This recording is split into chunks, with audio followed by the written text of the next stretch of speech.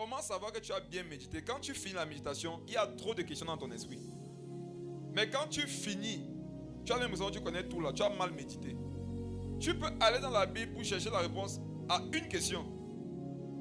Quand tu médites, tu as la réponse à cette question-là. Mais tu reçois avec 5 autres questions. Ça, c'est quand Dieu t'enseigne. Mais quand Dieu ne te parle pas, quand tu te parles à toi-même, tu connais tout. Amen. J'ai écouté des personnes dire à l'époque que un chrétien, lorsqu'il va dans son église, tout ce qu'il doit écouter, c'est les enseignements de son pasteur. Il n'a plus rien à apprendre ailleurs. Parce que là-bas, on leur enseigne tout, c'est faux. Hein? Amen. On ne connaît pas tout ici. Écoutez, Ephésiens 4, verset 11 dit quoi? Il a donné les uns comme apôtres. Il a donné les 5 ministères, n'est-ce pas? Qui peut me compter le nombre d'apôtres qu'il y a sur la terre? Personne ne peut. Le nombre de pasteurs, prophètes, docteurs, évangélistes, est-ce que vous pouvez tous les citer? Ils sont pleins. C'est vrai que par rapport à la population, ils sont peu. Mais le nombre quand même, c'est pas un petit nombre. On comprend par là que si je devrais être perfectionné, c'est pas toutes ces personnes-là. Oh, comme je ne peux pas, on comprend que j'ai quand même quelques personnes que je dois écouter pour me perfectionner. Donc les enseignements de ton pasteur, ça ne suffit pas. Un pasteur un peu doit te recommander d'autres prédicateurs. Amen. Si vous écoutez un homme de Dieu, il dit un jour que vous n'avez pas besoin d'écouter quelqu'un d'autre, à part moi. Avec le don d'interprétation, ce que tu vas entendre, c'est que ne m'écoute plus jamais. Un homme de Dieu te dit ça, ce que toi tu dois entendre, c'est que toi là, lui non, tu ne dois plus jamais l'écouter. Est-ce que vous savez que Jésus a recommandé les enseignements des pharisiens? On va voir ça aujourd'hui. Qui de vous aurait fait ça? Jésus prêche, les gens viennent l'attaquer. Après il dit à ses disciples, vous voyez qu'ils m'attaquent là? Ils ont des bons enseignements. Moi je ne peux pas encore faire ça. Vous pouvez hein? Parce que quand ici à l'église, on est parfait. Moi je ne peux pas. Pour l'instant là, quand les gens m'attaquent, par la grâce de Dieu, au niveau où il y a des secrets, prie pour eux. Maintenant les dieux, gens qui allaient les écouter.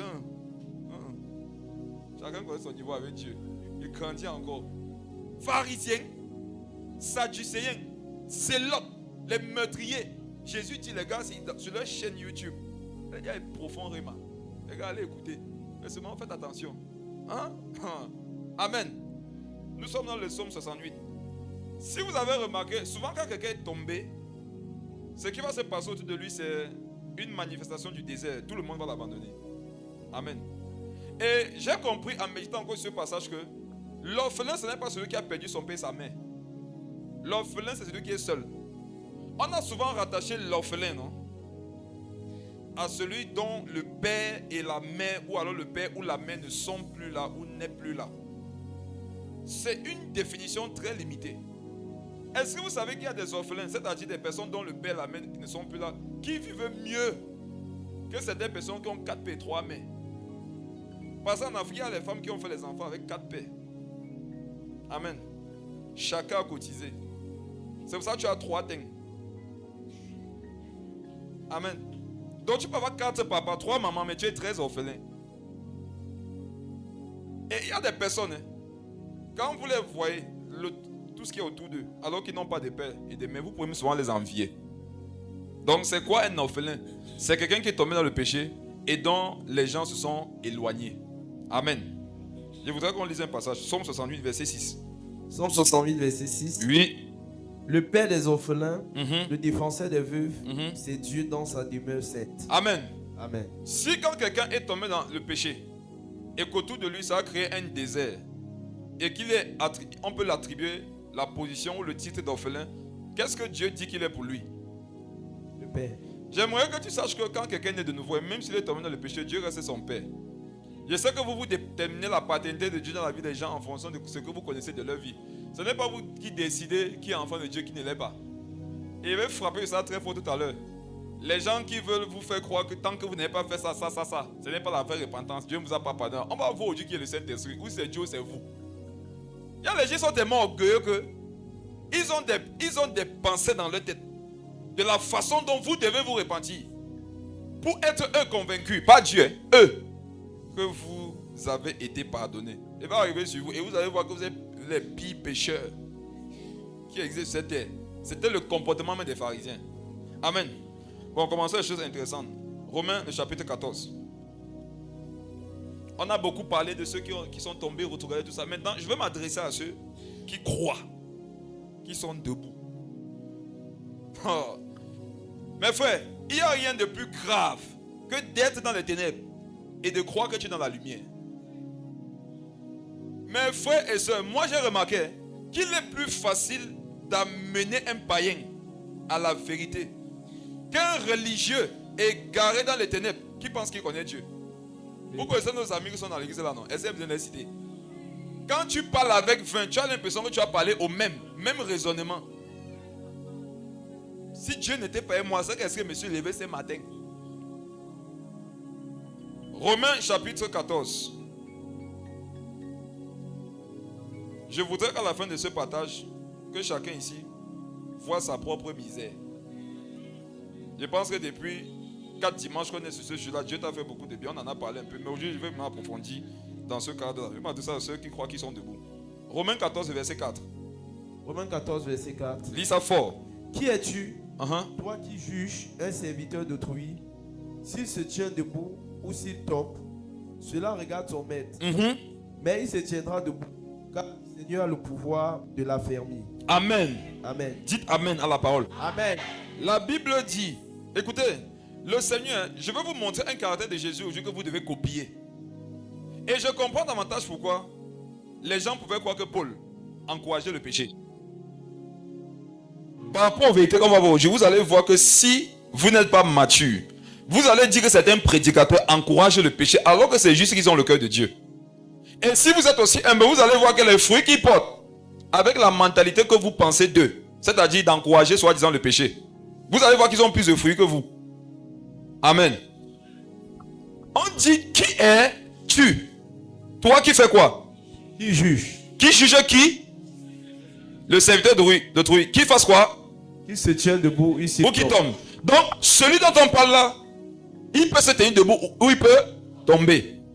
Maintenant, selon le thème dans lequel nous sommes, celui-là est tombé.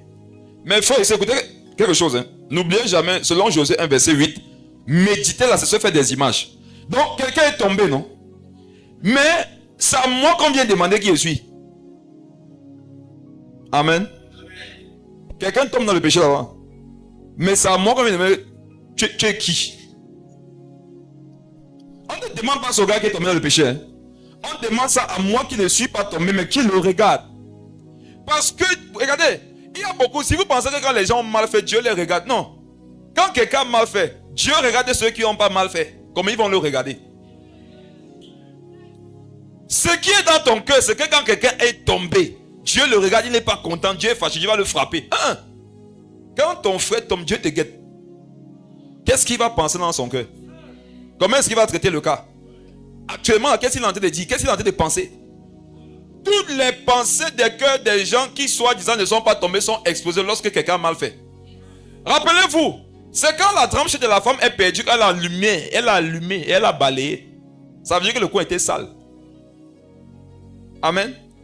La Bible dit que quand la femme a perdu la tranche, elle a allumé, elle a balayé, elle fouillait la tranche. Donc si la tranche ne se perdait pas, on ne devait pas avoir la révélation que dans le coin il y avait les ténèbres et la saleté. Les péchés de certaines personnes viennent démontrer que d'autres sont dans les ténèbres. Les péchés de certaines personnes viennent démontrer que certains, leur vie là est sale et a besoin d'être balayée. Mettez pas, il n'est pas quelque part. Écoutez ça. Les fois où Jésus nous a parlé de balayer maison, c'était par rapport aux présences démoniaques. Jésus dit lorsqu'on chasse un démon, il va partir errer ça et là, il va revenir. S'il trouve que la maison était balayée. Donc quand la tranche est perdue, on dit qu'on balaye la maison. Souvent celui qui regarde quelqu'un qui est tombé dans le péché et qui le jette, lui il est possédé. Les pharisiens n'étaient pas les possédés. Mais ils étaient là comme ça pour suivre les adultères. Il y a des possédés consacrés. Tu ne peux pas le trouver dans l'adultère. Tu ne peux pas le trouver dans l'alcool. Mais le démon, en fait, son démon est tellement loin qu'il ne pêche plus. Il y a deux formes de sanctification. La sanctification par le Saint-Esprit. La sanctification démoniaque. Je peux vous en parler un peu? Est-ce que vous savez qu'il y a un qui se consacre parce qu'ils sont possédés?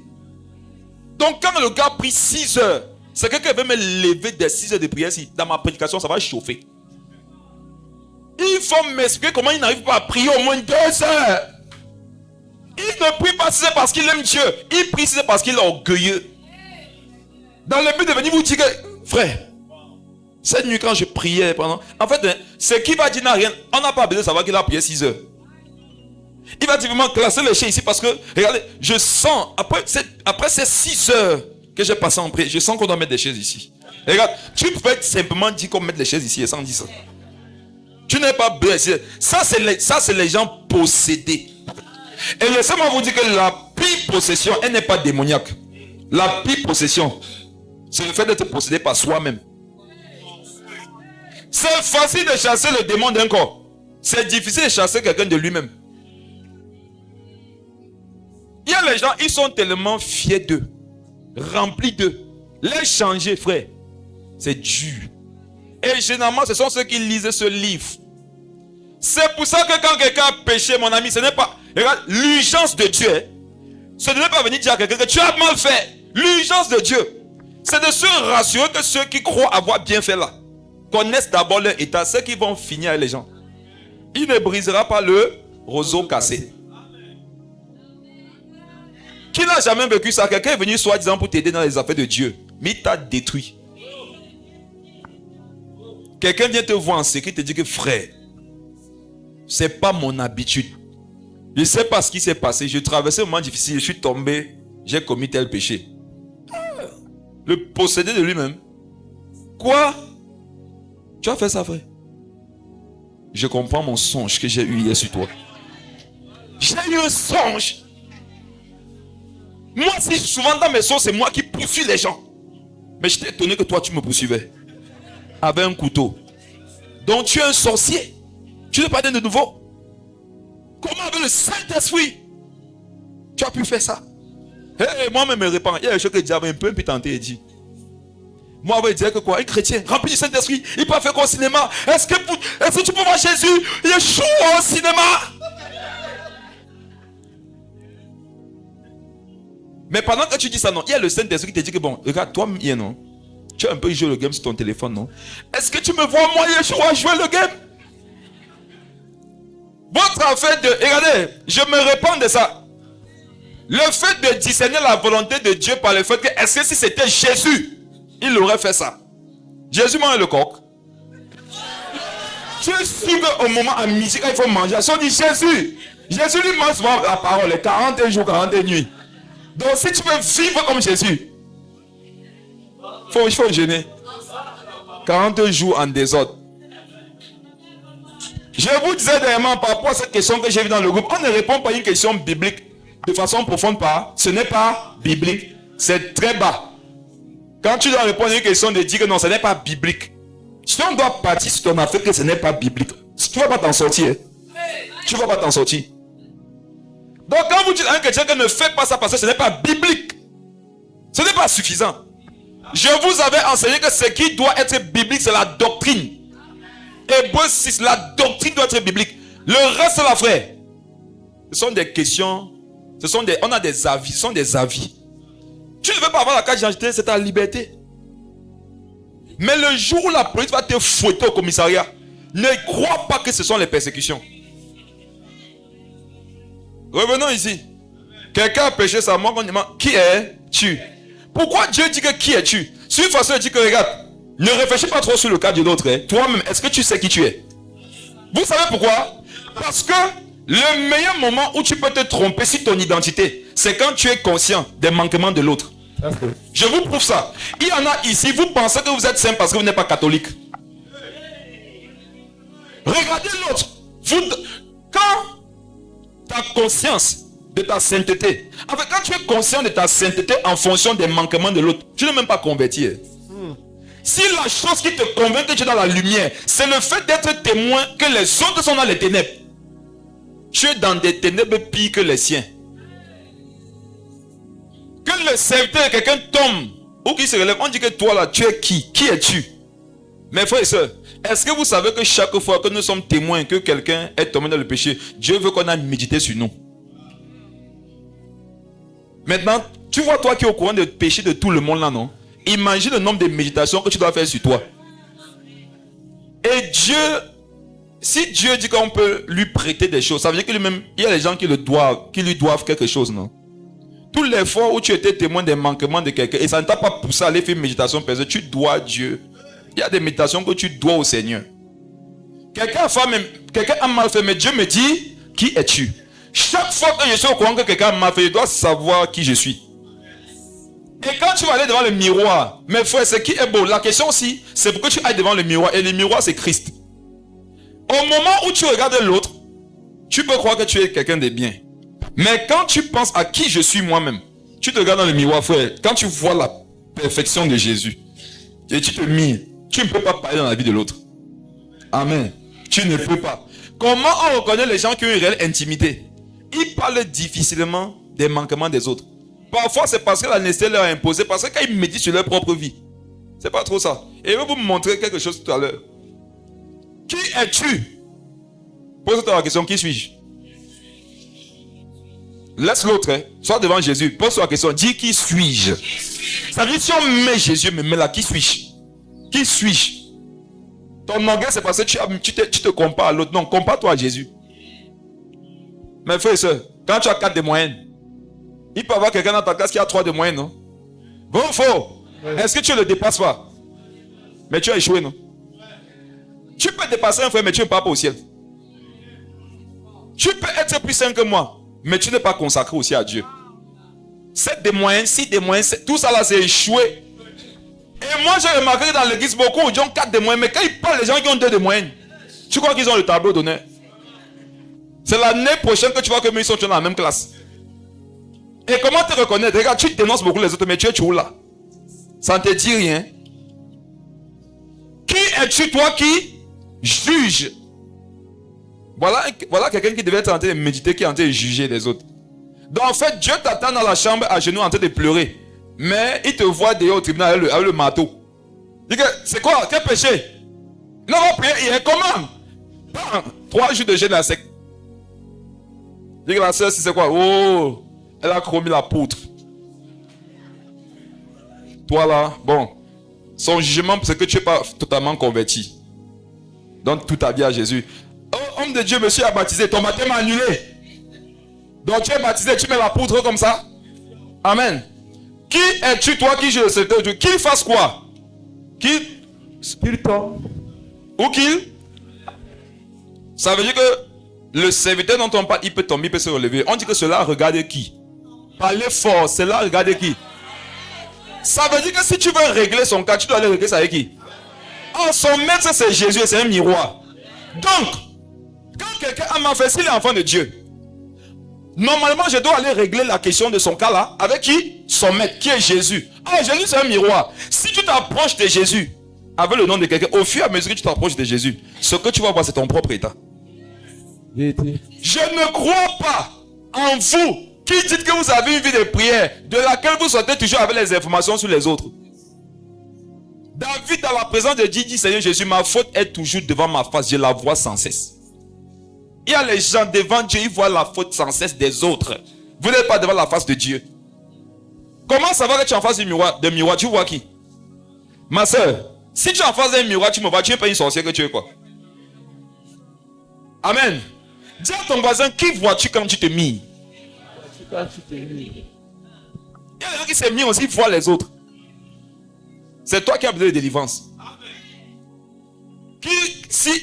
S'il se tient debout ou qu'il tombe, cela regarde son maître. Son maître, c'est Jésus. J'aime trop la fin du verset. Lis ça fort, prophète. Mais il se tiendra debout. Regarde, la prophétie qui est établie sur les enfants de Dieu qui tombent, c'est qu'ils vont se relever. Amen. Ils vont se relever. Amen. Pendant que Jésus a commencé à prêcher, il y a quelqu'un qui dit, tu t'es relevé. Amen. Mais ils étaient au courant de ton état avant le début de la prédication. Tu as mal fait avant de venir au culte. Tu t'es repenti, Jésus t'a relevé. Mais il y a quelqu'un qui sait ce que tu as fait avant de venir au culte. Pour lui, tu es au sol. Et il va te traiter comme quelqu'un qui est au sol. Oh, tu es debout. Il se tiendra debout.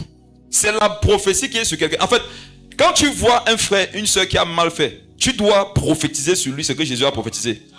Il se tiendra forcément debout. Il va forcément se relever. Mais il se tiendra debout. Pour quelle raison? Lis la fin. Car le Seigneur a le pouvoir de l'affermir. Est-ce que la personne pourra se relever à cause de ses propres compétences? Non. On comprend par là que il y a des choses que je vous dis, mais je ne sais pas si vous avez l'âge. Non, parce que Vous risquez d'aller faire des bêtises au nom de cette prédication. Comprenez-moi bien. Je vais parler comme Paul après. Pécherions-nous donc afin que la grâce soit bonne? Non, loin de là. Comment pécherions-nous alors que la grâce nous a délivrés du péché? Écoutez. Il se tiendra debout car le Seigneur a le pouvoir de l'affermir. On comprend par là que il y a un pouvoir qui est dans le Seigneur, qui ne se manifeste que lorsque l'un de ses enfants a mal fait. Et tout pouvoir qui sort du Seigneur, c'est un pouvoir pur. Donc certaines puretés du Seigneur ne sont manifestées que lorsqu'il y a le mal quelque part. Quand quelqu'un a mal fait, toi tu vois seulement les ténèbres. Dieu voit son pouvoir et sa pureté qui va manifester.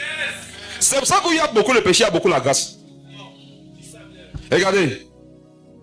Car le Seigneur a le pouvoir de l'affermir. Chaque fois qu'un frère, une soeur a mal fait, ça manifeste le pouvoir de Dieu. Et le pouvoir de Dieu là est souvent manifesté dans la vie des autres qui n'ont pas mal fait. Parce qu'aller relever un frère qui est tombé, c'est un pouvoir. Il faut être puissant pour relever quelqu'un qui est tombé. Quand quelqu'un est tombé, il faut le soulever, non? Il pèse. Et en fonction du péché qu'il a commis, les péchés ont les poids. Mais le Chazal était pesé, non? Parce qu'il avait commis le péché de boire dans les coupes saintes. On l'a pesé. Il y a les péchés qui pèsent. Amen. Les péchés qui pèsent, les péchés de la langue. Il y a laissé ici, non? Non. C'est vrai qu'on prêche, non? Mais pour vous relever, c'est Dieu. Vous pesez, maman. Depuis 4 ans, on fait tout pour que tu me fasses pour le Congo, ça, tu es tout dedans. Elle pèse. Qui a vu ça? En fait, la quantité de choses que tu vas la soulever, elle dit que ouais, c'est pas pourquoi j'aime critiquer les gens comme ça là. Elle se relève, elle se répand. Et dès que c'est fait, elle dit que tu vois même tel nom. À toi encore, hein. Il dit que l'autre joue. Amen. Mets ta main sur ta langue. Dis ma langue. Prophétise. Ne calomnie plus. Certains ça n'ont pas dit. Disons ça pour elle. Proclamons que sa langue ne calomnie plus. Prophétise. Quand tu sens que ta bouche veut calomnier, non? Cherche un païen, prophétise sur sa vie. Parce que tu veux parler, non? Cherche un païen. Il faut que ton père prophétise sur lui. Quand ta langue doit absolument faire quelque chose, il faut prophétiser. Et regardons quelque chose d'autre. Luc le chapitre 6. On comprend par là, mes frères et sœurs, que le Seigneur a prévu parler à certaines personnes en fonction des fautes des autres. Regardons Luc, le chapitre 6. Verset. Le verset 3. Luc chapitre 6, verset 3. Jésus leur répondit. Lis à partir du verset 2 plutôt. Quelques pharisiens leur dirent: pourquoi faites-vous ce qui n'est pas permis de faire pendant le sabbat? Amen. Jésus leur répondit: Oui. N'avez-vous pas lu ce que fit David lorsqu'il eut faim, lui et ceux qui étaient avec lui? Comment il entra dans la maison de Dieu, prit les pains de préposition, en mangea et en donna à ceux qui étaient avec lui, bien qu'il ne soit permis qu'aux sacrificateurs de les manger. Verset 5. Et il leur dit: le Fils de l'homme est maître même du sabbat. Amen. Amen. Écoutez profondément ce que je vais expliquer maintenant. Voilà des pharisiens qui, pour eux, ils sont saints, non? Qui parlent des disciples de Jésus qui auraient mangé des choses qu'ils ne devraient pas manger le jour du sabbat. Amen. Qu'est-ce que Jésus fait? Ayez ce caractère. Commençons par une chose. Est-ce que ce que les pharisiens dénonçaient, ce n'était pas vrai? Si. Vous savez, il y en a, vous pensez que vous êtes légitime de dire un certain nombre de choses sur les gens parce que c'est vrai. Parce qu'une chose est vraie dans la vie, ça ne te donne pas forcément le droit d'en parler. Amen. Je voudrais que vous assimiliez bien ça. Ne crois pas que c'est parce que ce que tu dis est vrai sur l'autre, ça veut dire que tu as le droit de le dire. Amen. Amen. Jésus dit, je ne dis pas que ce que vous avez dit là c'est faux. Amen. Oh Seigneur, tel a fait comme ça, tel a fait comme ça. Regarde, Jésus ne commente pas les péchés des gens. Vous comprenez? Positionnez-vous comme des personnes qui ne vont pas argumenter le mal que les gens font. Amen. Jésus n'a pas argumenté dessus, il est parti plutôt argumenter sur quelqu'un d'autre que eux ils respectaient. Donc le but c'était de leur montrer que même dans votre camp, ça fait comme si Jésus défendait des pécheurs. N'avez-vous pas lu ce que fit qui? David. Pourquoi? Parce que Jésus sait que ceux qui sont en train de dénoncer là, ils aiment David. Ils honorent David. lorsqu'il était avec ceux qui l'accompagnaient, qui lui fait. Et effectivement, au temps du roi Abimelech, du sacrificateur Abimelech, ils ont eu faim. Ils sont partis au temple. On leur a donné les pains de proposition. Ce n'était pas donné au roi et aux serviteurs de les manger. C'était seulement les sacrificateurs, les lévites qui mangeaient ces pains-là. Mais ils les ont mangés. Et il dit, regardez, n'avez-vous pas lu ce que fit David? Vous voyez que chaque fois qu'on veut accuser quelqu'un, Jésus détourne ça sur quelqu'un d'autre. Quelqu'un a mal fait, il détourne ça sur toi. Qui es-tu? Après un autre jour, quelqu'un a mal fait, il détourne ça sur les gens que vous honorez. Une façon de dire que vous pourrez utiliser peut-être un jour le nom de David pour faire du mal à quelqu'un. Sachez que même David là, il a eu ses propres manquements. Amen. N'utilisez pas nos noms pour aller insulter les gens. Nous, ça ne nous laisse pas. On cherche Dieu aussi. On se bat. Écoutez. Matthieu 23, regardez quelque chose. Ça donne l'impression que Jésus défend le mal. C'est pas ce que Jésus fait. Regardez Matthieu 23, le verset 3. Ça, c'est quand Jésus est en public. Le Seigneur a deux comportements. En fait, il a deux manifestations. En fonction de si on est en public ou pas. En public, la première chose que Jésus fait, c'est qu'il te défend. Et c'est ce qu'on doit faire. Amen. À l'église. Qui a déjà... Regardez, vous voyez les soldats lorsqu'ils partent en guerre. Qui pense qu'ils s'entendent sur tout? Parlez-moi. Est-ce que lorsqu'une armée se lève pour aller contre une autre armée, entre eux là, tout va bien? Mais est-ce que vous pouvez savoir ça au front? Au front, ils savent que l'adversaire, ce sont les balles de l'ennemi. Si on s'amuse à faire nos affaires, on va se discuter ici, les gars vont nous tuer. J'ai vu une vidéo une fois. Quelqu'un illustrait le fait que quand il y a la guerre dans l'église, là, Satan va nous ravager. C'était deux biches qui étaient en train de se cogner. Qui a vu la vidéo? Peut-être quelqu'un aurait vu ça. Deux biches sont en train de bagarrer. Il y a un lion qui venait au loin, les biches ne voyaient pas. Tu es tombé dans ma situation. Ton foyer ne va pas bien. Le lion s'approchait. Un moment donné, le lion a dit que prends qui? Parfois, Satan, il arrive dans certaines églises, il a l'embarras du choix par la façon dont il va détruire l'église. Tellement on se combat là-bas. Il regarde un peu la cuisse et celle-ci, elle n'est pas bien grasse. Apparemment, celle-ci jeûne beaucoup. Voilà, celle-ci, elle ne jeûne pas trop. Et il ouvre ses crocs, il prend, pam. C'est à ce moment-là qu'on se relève. L'autre bébé a fui. Voilà deux brebis qui devaient se soutenir, même si elles avaient chacune des manquements. Mais elles ont pris les manquements pour s'entretuer. Ça donne accès au diable. Et la Bible dit dans 1 Pierre 5, verset 8, qu'il est là, il rôde. Amen. Si on va en guerre et qu'ensemble on se déteste, même sur le front là-bas, on se querelle, l'ennemi va finir avec nous. Amen. Donc en public, mes frères, non, il y a des choses qu'on ne fait pas et qu'on ne dit pas. Oui, en secret là, on peut se gérer. Mais en public, on se défend d'abord. Tu ne t'attends pas forcément avec un frère, mais quand quelqu'un d'autre peut mettre son nom sur ta tête, tu fais jamais on ne parle de mon frère. Amen. Au point on croit qu'entre vous là tout va bien. C'est pas que tout va bien entre nous, mais il y a les principes. Les principes, c'est qu'on ne se livre pas les uns les autres. Il y a beaucoup, je vous vois dénoncer la sorcellerie, pourtant vous êtes des sorciers. Le femme là, c'est... Qui ne connaît pas le femme là au Cameroun? C'est quoi le femme là? Tu as 4 enfants. Tu tues 2, non? Pour l'argent. Il y a des chrétiens qui dénoncent ça, mais ils tuent leur frère dans leur cœur, avec leurs propos. Ta sorcellerie est pire parce que l'autre, moins, on lui a donné l'argent. Toi, on t'a donné quoi? Amen. Quand tu veux pécher souvent, demande un peu à Satan comme il va te payer. Tu vas voir que le fait de pécher les frères contre les autres, là, ça ne donne pas ce de mal. C'est souvent 400, 800. Le péché qui coûte trop cher, un contre c'est 1000 francs. C'est que quand tu as fini, tu cherches ce que ça t'a apporté, tu ne vois pas. Matthieu 23, verset 3. Faites donc et observez tout ce qu'ils vous disent. Jésus est maintenant avec les apôtres. Qu'est-ce qu'il a dit? Faites donc et observez tout ce qu'ils vous disent. Mais n'agissez pas selon leurs œuvres. Oui. Car ils disent et ne font pas. Jésus dit, les gars, tout ce que les pharisiens disent, c'est pas totalement faux. Il y a des choses qu'ils disent qui sont vraies. Mais on a vu un exemple tout à l'heure. Ce que les pharisiens ont dit, c'était vrai. Malgré le fait que c'est vrai, Jésus n'a pas dit que c'est faux. Il prend d'abord la défense des disciples. Maintenant, quand il avait eux seulement, il est Dieu avec eux. Il dit, voici ce que vous devez faire. Écoutez. Faites donc et observez ce qu'ils vous disent. N'est-ce pas que même pour les disciples, ça pourrait être confus? Devant les gens, tu me lèves. Dans le secret, tu m'appuies. Quand Satan est venu voir Dieu par rapport au cas de Job, qu'est-ce que Dieu a dit de Job? N'oubliez jamais ça. As-tu vu mon serviteur Job? Sur la terre, il n'y a personne comme lui. Amen. Ça, c'est ce que le Seigneur a dit en public. Mais quand il était avec Job, c'est qu'est-ce qu'il lui a dit? Qui es-tu, toi, qui obscurcis les voies de Dieu? Donc, il y avait les ténèbres dans la vie de Job.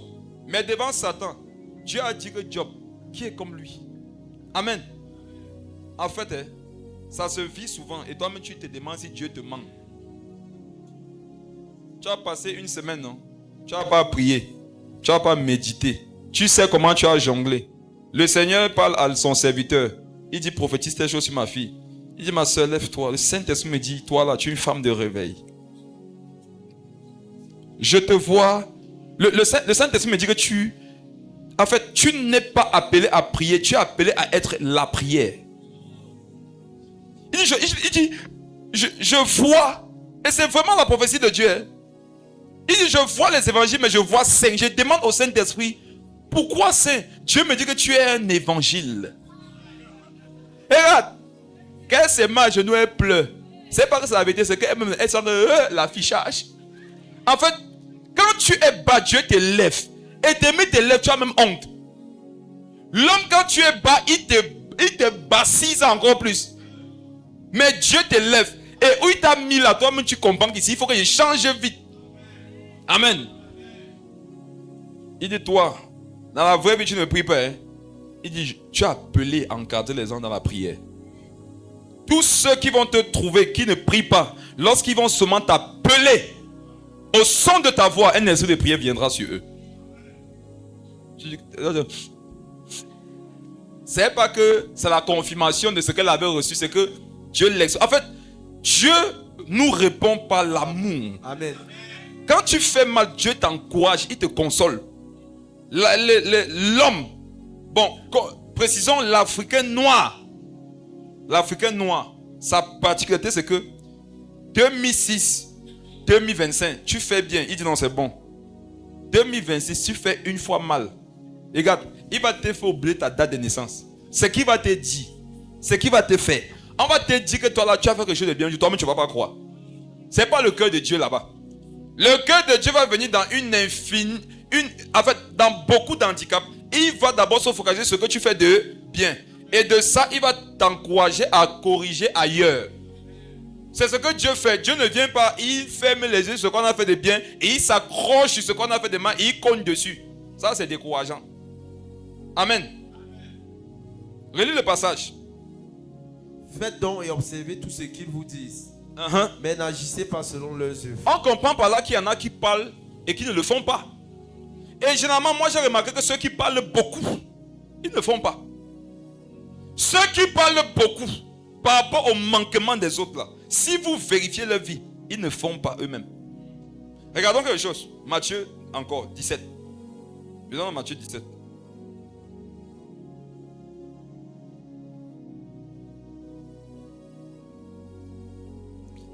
Avant Matthieu 17, je vais vous montrer quelque chose d'abord. Jean 8. Jean 8. Verset 4. 3 à 4, rapidement. Jean 8, 3 à 4.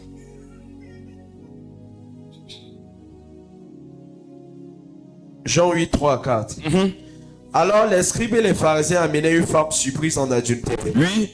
Il la plaça au milieu du peuple. Il dit à Jésus. Regardez, la méchanceté. Quand tu es méchant, si tu vois quelqu'un qui a mal fait, où est-ce que tu l'amènes? Parlez fort. C'est écrit. Il la plaça où? Au milieu du peuple. Au milieu du peuple. Les gens méchants aiment traiter le manquement des gens en public. Ils ont horreur de venir te voir en secret. Parce que s'ils viennent te voir en secret, les gens ne sauront pas. Oh, il faut qu'on sache que toi, tu as mal fait, non? Et qu'eux, ils ne font pas mal. Il l'a amené où? Au milieu du peuple. En fait, en amenant cette femme surprise en adultère au milieu des gens, ils étaient en train d'exposer eux-mêmes leur méchanceté. Et il veut dire quelque chose de fort sur ce texte. Il l'a amené au milieu du peuple. On dit le peuple. Quand on dit le peuple, ce sont les milliers de personnes. Hein. Donc, ils ont attrapé une femme en flagrant délit d'adultère. Vous pensez qu'ils ont dit habille-toi? Vous n'aviez pas pensé à ça, non? Ce qu'ils sont en train de vous dire que ces messieurs étaient tellement méchants, quand ils avaient remarqué les manquements des autres, qu'ils étaient capables d'exposer ta nudité devant des foules. Ce n'est pas ce que tu fais. Quand tu prends les manquements de quelqu'un, tu l'exposes, c'est sa nudité. Tu as pris la personne sans habit, sans vêtements, et tu l'as amené devant des personnes. Et qu'est-ce qui se passe? Lorsque beaucoup de personnes voient quelqu'un nu, ils sont eux-mêmes souillés. Il y a plein. Ils font comme s'ils veulent sanctifier le peuple, alors qu'ils souillent le peuple. Voici une femme qui était surprise en flagrant délit d'adultère, alors que Moïse a dit qu'il ne faut pas commettre ça. Mais il y a quelqu'un qui est en train de guetter les seins. Et voilà qu'au nom soi-disant de la sainteté, on lui donne de regarder les films pornographiques. Amen. Prédicateur pornographe, sort de la MS au nom de Jésus. Et ça, vous voyez, hein? Et il y en a, ils font plus de mal que de bien lorsqu'ils prennent les Écritures. Lis, regarde, lis. Il dit à Jésus, fais quoi? Maître, mais cette femme a été surprise en flagrant délit d'adultère. Lis la suite. Moïse dans la c'est loi... même bon. On n'a pas besoin de lire la suite. Écoutez quelque chose. Selon la loi, pour connaître quelqu'un, il fallait des témoins, non? 2 ou 3. Les pharisiens soupçonnaient la femme de commettre l'adultère. Mais ils ne pouvaient pas l'accuser ou la mener devant le peuple pour la lapidation s'ils ne l'ont pas attrapée en flagrant délit. Ça veut dire que cette femme-ci ne savait pas, mais elle était suivie chaque jour par au moins 2 pharisiens. Elle n'était pas enseignée par au moins 2 pharisiens. Elle était surveillée par au moins 2 pharisiens. Pour être un jour attrapée dans sa culpabilité. Maintenant, il faut attraper la personne en flagrant délit. Son péché, c'était quoi? L'adultère, non? Donc, c'était un rapport sexuel illicite. Donc, les pharisiens ont vu une femme sur le point d'aller commettre l'adultère. Ils ne l'ont pas empêché d'aller là-bas. Ils ne lui ont pas donné les enseignements. Ils n'ont pas prié pour elle. Ils ne l'ont pas conseillé. Ils ont suivi. Ils sont donné les indices. Tu as remarqué comment il s'habille maintenant? Ça vient déjà. Il y a des gens qui sont dans l'église. Ils vont vous qualifier comment? En fait, au fur et à mesure qu'ils te voient te dépraver, ils sont satisfaits. Parce que ça vient confirmer ce qu'ils pensent de toi. Il y a des gens, où ils t'ont mis, il faut que tu tombes. Pour que ce soit la confirmation de leur prophétie. La personne avait dit que tu vas la cesse, sinon, elle n'est pas convertie. Et quand tu les vois, tu crois que Dieu leur parle. Alors que non, la sécheresse les a, je ne sais pas. Et tu vas la cesse, non? Saint-Esprit. Quel Saint-Esprit?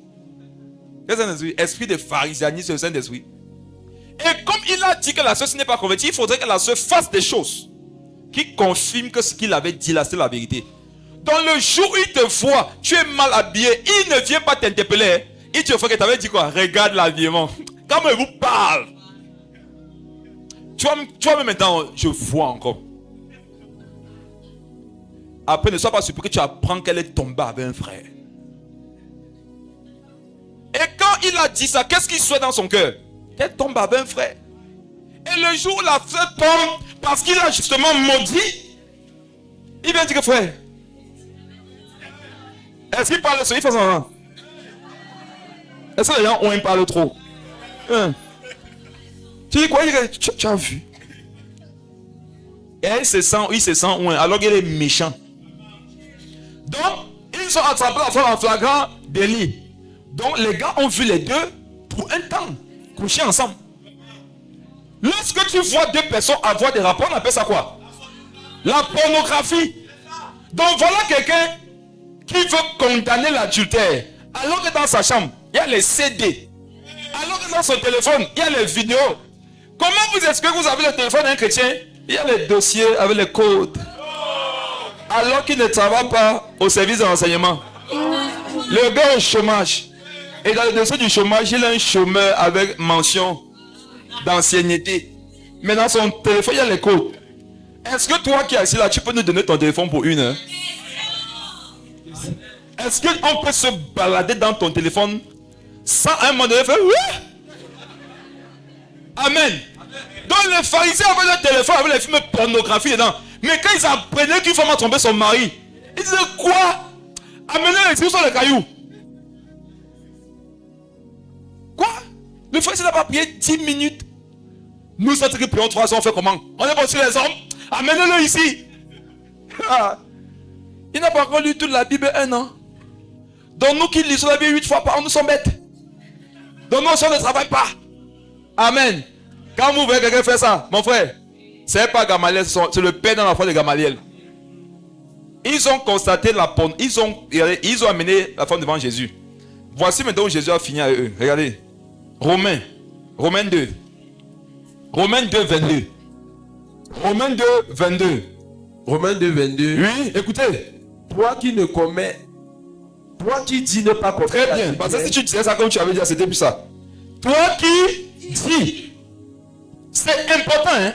Ça là, toi qui dis. Toi qui dis quoi? Ne pas commettre l'adultère. Attendez. En ce temps-là, non? Qui étaient ceux qui disaient qu'ils ne commettent pas l'adultère? Les pharisiens. Parlez fort. Les pharisiens. C'est vrai que c'est toi, non? Mais parle quand il dit. Qui disait ça? Les pharisiens. Toi qui dis que tu ne commets pas l'adultère. On a vu d'aller les gens venir avec une femme. Quand tu prends quelqu'un, non? Avec sa nudité, tu l'exposes. Qu'est-ce que tu es en train de nous dire? Que toi, tu ne fais pas ça. Amen. Vous n'allez pas voir un passage où les pharisiens ont dit que je ne commets pas l'adultère. En fait, tu dis ce que tu fais en montrant ce que les autres font. Nous montrer ce que l'autre fait, c'est de dire ce que toi tu dis que tu ne fais pas. Toi qui dis ne pas commettre l'adultère, qu'est-ce qui se passe? Tu commets l'adultère. Attends. Réma. Hein? Donc les pharisiens là, qui ont amené la femme à adultère, eux-mêmes ils commettaient l'adultère. Je vais vous prouver ça. Lis la suite. Lis la suite du verset. Toi qui as en abomination les idoles. Toi qui as en abomination les idoles. Qui sont ceux qui ont en abomination les idoles? Ce sont les gens qui ne sont pas dans les religions où il y a des idoles. Ne pas être dans une religion où il y a les idoles peut te donner de croire que toi là tu es agréable à Dieu. Je te pose une question. À part le fait que tu n'as pas le chapelet, qu'est-ce qui te différencie d'un catholique? C'est sûr. À part le fait que tu ne pries pas sur une natte, toi là quand tu vois ton cœur, qu'est-ce qui te différencie d'un musulman? À part le fait que tu ne marches pas pieds nus, qu'est-ce qui te différencie d'un bouddhiste? Toi qui en as... Regarde, lis la suite, lis. Toi qui as en abomination les idoles, oui, tu commets des sacrilèges. Sacrilège. Vous savez ce qu'on appelle un sacrilège? C'est quelque chose d'abominable. Et les sacrilèges, ce sont les choses que Dieu a en horreur. Ceux qui divisent les frères, c'est un sacrilège. Vraiment. On peut arriver chez toi, il n'y a aucune idole, aucun chapelet, aucune photo. Mais si on montre la photo de ton cœur, toi tu gardes les relations entre les gens. C'est ça. Autre chose, voici comment c'était ici, vous gardez les relations. Quand vous apprenez que deux personnes ont les problèmes, vous savez que si vous intervenez, vous pouvez faire quelque chose, mais vous ne le faites pas. Vous gâtez aussi. On ne garde pas deux méthodes, en faisant et en ne faisant rien. Ouais. L'indifférence, non? C'est un sacrilège. Si tu vois ton frère commettre un péché qui ne mène pas à la mort, tu ne pries pas pour lui. C'est un sacrilège. Si quand tu as mal fait, tu ne demandes pas pardon, c'est un sacrilège. Si maintenant qu'on a mal fait contre toi, on ne demande pas pardon, toi, tu ne vas pas rechercher la paix. Sacrilège. Qui croit que tu qu'il est trop sauvé parce qu'il n'est pas catholique là? Regardez, les idolâtres. Attends, regardez. Il y en a ici. Vous vous aimez plus que les catholiques n'aiment Marie. L'amour que les catholiques ont pour Marie, non, c'est peu par rapport à l'amour que toi tu as pour toi-même. En fait, tu n'as pas Marie, tu t'as toi. Et au moins, ils ont renoncé à eux pour Marie. Toi, tu n'as même pas encore renoncé à toi. Le conseil que je dois donner à quelqu'un ici, non, commence un peu par Marie les temps-ci. Ce serait, il y a un succès. Mes frères, revenons en arrière. On a dit que ceux qui disent ne pas commettre l'adultère commettent l'adultère. Or, quand tu regardes le mot, c'est pornéia. Relation sexuelle illicite. Et dans tout ça, il y a aussi pornographie. Mais regardez, c'est comme Jésus avait dit. C'est que le péché qu'il condamne, il le commet. Donc Jésus a... C'est à partir de ces deux versets que moi je sais que sûrement, voici ce que Jésus leur a dit. Que celui d'entre vous qui n'a jamais commis ce péché. La Bible dit que celui qui n'a jamais péché. Or, il condamne une femme pour adultère. Or, Jésus dit que leur mentalité là, ils condamnent ce qu'ils font. Donc Jésus dans de leur dit quoi? Vous voulez la lapider parce qu'elle a commis l'adultère, non? Que celui dont parmi vous, qui n'est pas adultère, qui jette la première pierre. Ils se sont éloignés à partir de quel âge? Donc les plus forts dans le domaine, c'était les vieux. Les anciens. Donc ça partait des plus vieux aux plus jeunes. Amen. Donc tu vois le gars qui avait le caillou comme ça là. Dès que Jésus a dit ça, le gars se rappelle que Joséphine hier soir à 20h. Regarde, parole de connaissance interne. Il y a des paroles de connaissance que Jésus ne dit pas. Il dit à toi seul. Regardez, malgré le fait qu'ils sont venus dénoncer une femme adultère, Jésus avait les paroles de connaissance sur eux, mais il n'a pas dit en public. Ils sont méchants. Ils viennent exposer publiquement une femme. Jésus a les paroles de connaissance sur eux. Il cache. Il donne une parole pour que eux seuls comprennent. Ça casse, non? Tu avais le caillou comme ça. Moi, j'ai constaté que ceux qui dénoncent beaucoup les autres, il n'y a pas plus mauvais qu'eux. Quand les gars se sont rappelés que, attends, même pour amener la femme ici, j'ai vu ses fesses. Selon Lévitique 18, je ne dois pas voir la nudité de quelqu'un. Il y a les pharisiens aussi qui avaient constaté, après ça les a excités, ils sont partis derrière regarder les films pornographiques. Mais ils n'ont pas dit. Ils ont vite fait les habits, ils sont devenus devant la synagogue avec la loi de Moïse. Amen. Mes frères et sœurs, mirez-vous. Est-ce que ce que vous dénoncez, vous ne le faites pas? Dans une autre forme. Amen. Si tu apprends qu'un frère ici a tué, tu vas dire, oh scandale. Comment se fait-il que le Saint-Esprit l'a tué? Mais dans ton cœur, la haine qui est là. 1 Jean 3 dit quoi? Celui qui a son fils là, il l'a tué. Je prends le même exemple que j'ai pris sur le TikTok dernièrement. Je disais pendant le live TikTok dernier que, voilà le prophète Bertrand. Supposons que le prophète Bertrand un jour, quelqu'un l'énerve, rempli de colère, il prend une pierre, il frappe sur la tête de la personne. La personne tombe, elle meurt. Qui est d'accord avec moi que le jour qui va encore venir ici, dit que les femmes vont prier? On va dire, Même s'il s'est repenti, parlons. Lève ta main vite. Levez vos mains. Si le prophète il s'est repenti, non, et Dieu lui a pardonné. Hein, mais il dit, si tu l'as fait, nous allons prier pour que ça nous donne d'aimer notre prochain. Toi, tu as dit que... Donc, tu savais qu'il faut aimer son prochain, tu as tué quelqu'un. Amen. On va prier contre l'esprit de violence. Prions pour que nos cœurs soient remplis de douceur. Les gens ont prié, les chrétiens, il y a prié pour les chrétiens. Certains sont là. Mais dans le cœur, c'est que des prophètes bêtes, hypocrites, maman. Ton homme s'y connaissait qu'il faut être doux. Même l'apôtre là, est-ce qu'il faut même? Tu marches quelqu'un qui peut, mais allez, ça se voit. Frère, que le don de discernement des esprits soit rempli dans l'église. Regardez, on ne va plus jamais voir comme avant. S'il avait chanté un cantier, on va supprimer ça de nos téléphones. Parce que c'est le cantier d'un meurtrier. Homme de Dieu, mais curieusement, non? Nous lisons le livre des psaumes. Un homme qui a tué quelqu'un, qui a pris sa femme. Amen. On a lu tout à l'heure le psaume 68, non? Vous savez, c'est le psaume de qui?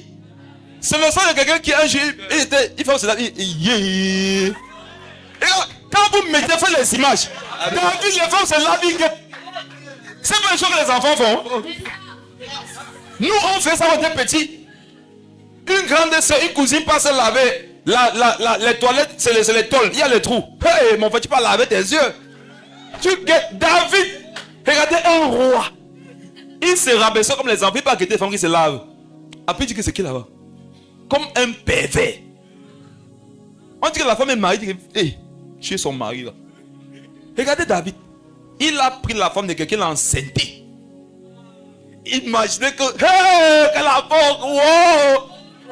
Moi, je quitte le pays, même en Côte d'Ivoire, ça avec mon père. Et ça, c'est sûr que je suis mort. Et alors, répands-toi, non? Pends-toi. Dépends-toi. Ils vont te rejeter. Ils vont dire que, oh, comme ça, ton homme, c'était faux.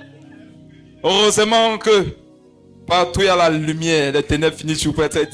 Les philosophies qui vont sortir sur toi, non?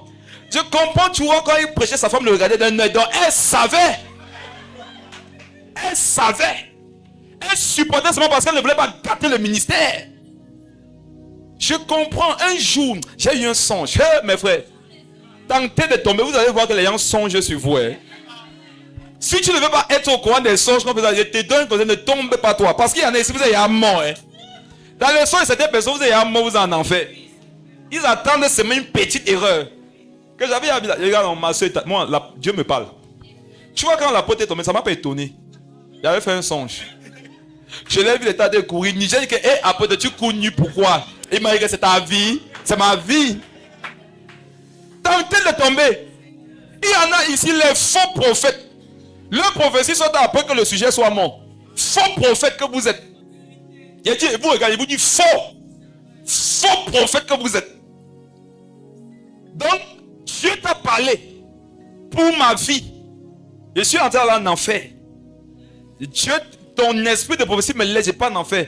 Et Padre me dit, le Saint-Esprit m'avait dit, regarde, tu vas venir me trouver en enfer. Il va te dire que tu crois que tu étais meilleur que moi, non? Voilà que ton fait, tu vois, tu danses même plus que moi. Mes frères et sœurs, ayez le cœur de Dieu. Amen. Les pharisiens étaient des adultères. Et vous savez quoi? Jésus savait ça d'eux, mais il ne l'avait jamais dit. Il y en a, si vous pensez qu'on ne parle pas de vos affaires parce qu'on ne connaît pas vos cœurs. Quand tu viens nous parler des gens, nous on te connaît. On ne te connaît pas dans la chair, on te connaît dans l'esprit. Il y en a qui viennent te parler, tu vois la méchanceté dans son cœur. Mais qu'est-ce que tu fais? Tu lui parles pour qu'il croit qu'il est quelqu'un. Tu comment faire, ça va aller. Tu comprends, non? C'est comme ça qu'elle fait. Pardon lui. Mais frères et sœurs, faites attention. Un jour, les pharisiens viennent voir Jésus. Il dit, regardez, voici ce que les gens ont fait. Jésus leur dit, je ne suis pas venu pour les gens bien portants. Je suis venu pour les malades. Donnant l'impression aux pharisiens qu'ils sont quoi? Qu'ils sont en bonne santé. Parce qu'ils viennent se plaindre. Mais Jésus dit, les gars, je suis venu justement pour les gens comme eux qui sont malades. Ça donnait l'impression aux pharisiens que eux là, ils sont en bonne santé, non? Or, s'ils lisaient bien leur Bible, ils devaient comprendre que sur la terre, il n'y a personne qui n'a pas besoin de Jésus. Amen. Je comprends donc par ce passage que toi qui dénonces beaucoup certains péchés, tu es dans le péché là. Quand vous voyez quelqu'un condamner les gens pour un péché, sachez que le péché là le condamne. Je répète ce qu'il dit. Quand vous voyez quelqu'un condamner quelqu'un pour un péché, il faut savoir que dans le secret, ce péché là condamné aussi. Et comme il est condamné, qu'est-ce qu'il fait? Il condamne. Avançons rapidement.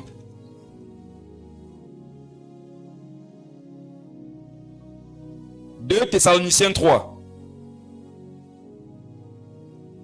Parce que quelqu'un croit que ça veut dire qu'il faut être léger. Il ne faut pas être léger avec quelqu'un qui est dans le mal. Jamais. Si vous nous connaissez, vous savez qu'on s'amuse par ça.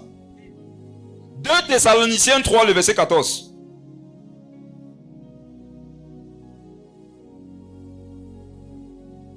Deux Thessaloniciens 3, 14. Oui. Et si quelqu'un n'obéit pas à ce que nous disons par cette lettre, notez-le et n'ayez point de communication avec lui, afin qu'il éprouve de la honte. Regardez.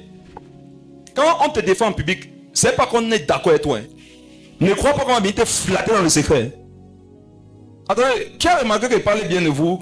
Qui a remarqué qu'il parle bien de vous? S'il n'est pas quelque part. Allez voir les vidéos, peut-être qu'elles sont à MSA Abidjan. Vraiment, moi, quand je suis ici, j'ai tout hâte de rentrer. Parce que mes frères, moi, ils sont magnifiques. Certaines personnes, beaucoup de personnes m'ont dit qu'on aimerait tellement arriver au Cameroun. Pour voir cette église magnifique, sans savoir que seul là. Mon frère, c'est que je suis comme mon maître, Jésus.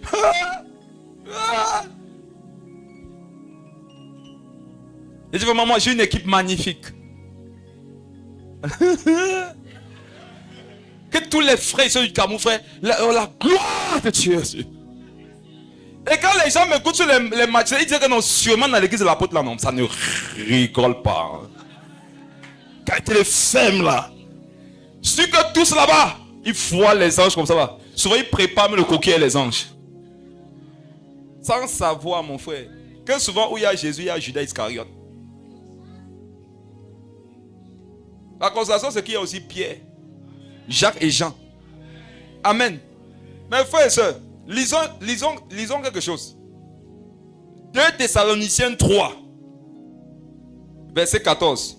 Relis ça fort. Et si quelqu'un n'obéit pas à ce que nous disons par cette lettre, Catherine, toi à côté de lui, prépare ça dans la strong. Il veut vous montrer quelque chose.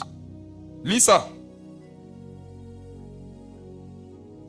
Et si quelqu'un n'obéit pas à ce que nous disons par cette lettre, Oui. notez-le et n'ayez point de communication avec lui, afin qu'il éprouve de la honte. Nous sommes dans Thessaloniciens. Amen. C'est adressé à l'église. Et Paul dit, il y a des moments où avoir des communications, on n'aura pas. Hein. Regarde, on va marcher ensemble, non? Quand il y a le public, je parle bien de toi. Dès qu'on a pas demandé, tu me parles, il ne répond pas. Hein. Et c'est pas ensemble. Amen. Vous allez me reconnaître maintenant. Vous allez dire, ah, de tout ce qu'il faisait là, c'était l'hypocrisie. Voici le vrai lui. Méchant. Il n'y a pas de problème. Amen. Qu'est-ce que tu penses de la soeur ici? Oh non, cette soeur. En fait, quand tu me demandes de la décrire, je ne sais pas ce que je vais dire. Est-ce que les mots pour la décrire existent? En fait, quand je vois Christ. On arrive devant, elle me dit, apôtre, pourquoi tu dis ça de moi? Je dis, méfie-toi. Je suis ton ami. Quand on fait souvent ça, monte dans vos têtes. Répands-toi là, tu vas prier. N'ayez point de communication, regardez communication. Ce qu'on ne doit pas avoir avec les gens qui ne veulent pas obéir. Donc la lettre s'adresse à des chrétiens et on dit, s'il y en a qui ne veulent pas obéir à ce qu'on prêche, n'ayez pas de communication avec eux. Clique sur le mot communication. Communication vient du mot sunanami. Oui, qui veut dire c'est vrai, c'est quelque chose comme ça. Ce que tu as dit là, c'est pas vraiment ça, mais ça ressemble. Relis un peu, ça veut dire que ça vient de quoi? Sunanami. Voilà, ça veut dire quoi? Mêler ensemble. Oui. Se tenir en compagnie avec. Continue. Être intime. Parlez fort, être intime. Mes frères, si tu vis dans le péché ou si tu ne veux pas changer, on n'est pas intime avec toi. Et tu vas avoir l'impression que même dans l'église, on rejette les gens. Alors qu'ils prêchent les pardons, tu vas nous confondre. Parce que les gens mal intentionnés, quand ils écoutent, ils disent waouh, le cœur de Dieu. Il va seulement tomber, tente. Dis à ton voisin que tente, non, tu vas voir. Non? Tu vas comprendre que tu avais mal compris le message. On ne va pas avoir de communication avec toi. On ne veut pas être intime avec toi. Quand on n'est pas intime avec toi, tu vas le ressentir. Il y a des moments où Jésus n'est pas intime avec nous. Toi, tu as blessé ton frère, tu vas voir si tu n'as rien fait. Tu veux venir avoir une communion avec Jésus. Il ne va pas accepter. Regarde, on a besoin d'argent dans cette église, non? Prends 2 millions d'euros. Viens ici, donne à Dieu. Alors que dans ton cœur, tu as quelque chose contre ton frère. Il ne va pas accepter ça. Hein? Je ne dis pas que donne, donne. Hey. Nous, on va prendre. Donne d'abord. Quand Dieu dit là-bas que laisse là ton offrande, c'est une façon de dire que c'est pas ça le plus urgent. Amen. Regardez-moi le texte. Laisse-la. Donc Dieu dit tu es venu avec. Même si ton cœur est gâté comment. Laisse-la ton offrande. Parce que Dieu sait qu'il y en a, non? Il croit. Avec, si Dieu tentait de dire que avant de donner l'offrande, il faut que ton cœur soit pur. Eux, ils vont dire Seigneur, moi, c'est ce que mon cœur est même souvent pur, Seigneur. Seigneur. Donc ils ne vont jamais donner l'offrande. Vous pensez que Dieu est bête? Dieu est que ton cœur soit même pourri. Viens d'abord mettre ici. Écoutez. Waouh. Le Saint-Esprit vient de me parler. Donc Dieu te parle. Si tu ne parles pas, c'est toi qui es maudit. Moi, je ne suis pas maudit. Écoutez quelque chose. C'est fort. Hein? On dit souvent, waouh, je vais comprendre quelque chose. Laisse là ton offrande. Va d'abord te réconcilier avec ton frère et puis viens faire quoi? Et donne. Amen. Mes frères, ce que Dieu t'a dit, ce n'est pas qu'il ne faut pas donner l'offrande. Quand ton cœur ne va pas.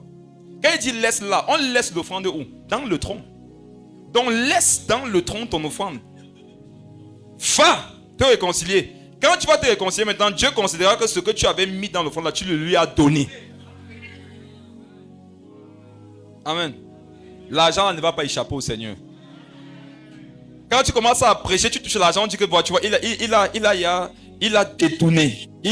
En fait, la compromission. Oh Seigneur, où sont les prédicateurs? Nous voici. C'est la cupidité qui te dérange. Amen. Dieu dit laisse là. On laisse les offrandes où? Dans le tronc. Laisse là-bas. Mais va arranger ton cœur. Dès que ton cœur est arrangé, quand tu vas revenir, même temps savoir que non, tu m'as donné. Donc non, on a pris vos offrandes, mais c'est encore dans le tronc. Dès que vous allez régler vos relations avec les gens, ça va monter au ciel. On a acheté le ciment avec. Et là, comment ton argent est spirituel. Si ton argent est spirituel comme ça, et toi? Amen. Regardez. N'ayez pas d'intimité avec lui. Ça veut dire quoi? Notre responsabilité dans la communion fraternelle, c'est de ne pas cajoler les gens qui connaissent la vérité et qui ne veulent pas obéir. Il faut qu'on leur montre que ce n'est pas ça. Amen. Regardez, si quelqu'un fait mal, moi je suis lui comme je suis d'habitude, ça va l'encourager. Tu comprends? Une soeur a mal fait, tu es au courant. Mon frère, quand elle vient à toi ou bien ma soeur, il faut le lui faire savoir. C'est pour son bien. C'est ça l'amour. Vous comprenez? C'est ça l'amour. Nous là, on peut avoir un an d'intimité parfaite avec le Saint-Esprit. Le seul jour où tu as un peu fait ça, le Saint-Esprit s'attristé directement. Il ne va pas dire que comme toute l'année passée, tu ne m'as pas attristé. Et que maintenant tu m'as attristé quand même, je vais essayer de peser. Dieu n'est pas Allah. Vous comprenez? Allah essaie, il te dit que multiplie le bien, après il va peser. Dieu, fais ce que tu as fait. Le jour où tu dois le refaire, tu ne le fais pas, le Saint-Esprit s'attriste. Donc on ne doit pas avoir l'intimité avec toi. Avoir l'intimité avec toi, c'est qu'on ne doit pas faire comme si tout va bien. Vous comprenez, non? Même si ce n'est pas contre toi que la personne a péché, si tu sais qu'il a mal fait, tu dis que frère, j'ai appris que tu as fait comme ça, c'est pas bien. Ce n'est pas une bonne chose. Il faut changer de comportement. Et tu pries pour lui, tu l'interpelles. C'est ça l'amour. Regardons quelque chose d'autre. 1 Corinthiens 5. Allons, il y a pire que ça. C'est ça que je vous montre. 1 Corinthiens 5, le verset 5. Il y a pire que ce que je viens de vous dire. Et je vais vous montrer comment on pratique ça. 1 Corinthiens 5, 5. 1 Corinthiens 5, 5. Tel homme soit livré à Satan. Voilà, les gens qui ne veulent pas obéir là, alors qu'ils sont là tous les jours, ils écoutent. On dit qu'ils soient livrés à qui? À Satan. Oui. Pour la destruction de la chair. Oui. Afin que l'esprit soit sauvé au jour du Seigneur. Ça, c'est le niveau supérieur. Quand on n'a pas d'intimité avec toi, si tu continues, on te livre à Satan. Au nom de ce verset, il y a les chrétiens qui ont tué leurs frères. C'est parce que j'ai entendu les prêcher. Je vais vous expliquer comment on pratique ce verset. Il y en a, ils se sont appuyés sur ce verset pour manifester leur méchanceté. Il t'a offensé. Enfin, tu l'as offensé. Comme il n'aime pas pardonner, il te livre à Satan. Il dit, tu as péché contre moi. Non? Tu fais tout, c'est te livre à Satan. Les livreurs. Yango. Regarde, c'est qu'il livre facilement. Hein. Voici comment pratiquer ce passage. Regarde, relis. Qu'un tel homme soit livré à Satan. Pour quel but? Pour la destruction de la chair. Est-ce que vous voyez la motivation? Quand on livre quelqu'un à Satan, la pensée derrière c'est que la chair soit détruite. Donc dans ce que je vais lui faire, dans ce que je vais lui dire, je m'adresse à la chair. Mon objectif c'est de tuer la chair. Lis la suite. Afin que l'esprit soit sauvé au jour du Seigneur. Afin que l'esprit soit sauvé. Donc dans ma démarche, je dois tout faire pour que la chair soit détruite et que l'esprit soit sauvé. Or, le principal moyen par lequel on sauve un esprit, c'est pas la prière. Dimanche, personne a vu qu'il fallait faire quoi? Reconnaître, non? Prier, interpeller, mettre à sa place, tout ça là. Allez réviser si vous n'avez pas mémorisé. Donc, livrer quelqu'un à Satan, c'est quoi? C'est le mettre dans les conditions qui vont faire qu'il vive des choses au niveau de sa chair, qui vont lui faire mal et que son esprit se réveille. C'est ce qui s'est passé avec le fils prodigue. Sa chair a commencé à souffrir, il avait faim. Et son esprit s'est réveillé. C'est ce que Jésus fait lorsqu'il te dit, si ta main droite est une occasion de chute pour toi, il va couper ça. Si le Seigneur coupe ta main droite, qu'est-ce qui va t'arriver? Tu auras mal. Mais tu vas quand même arriver dans le royaume des cieux.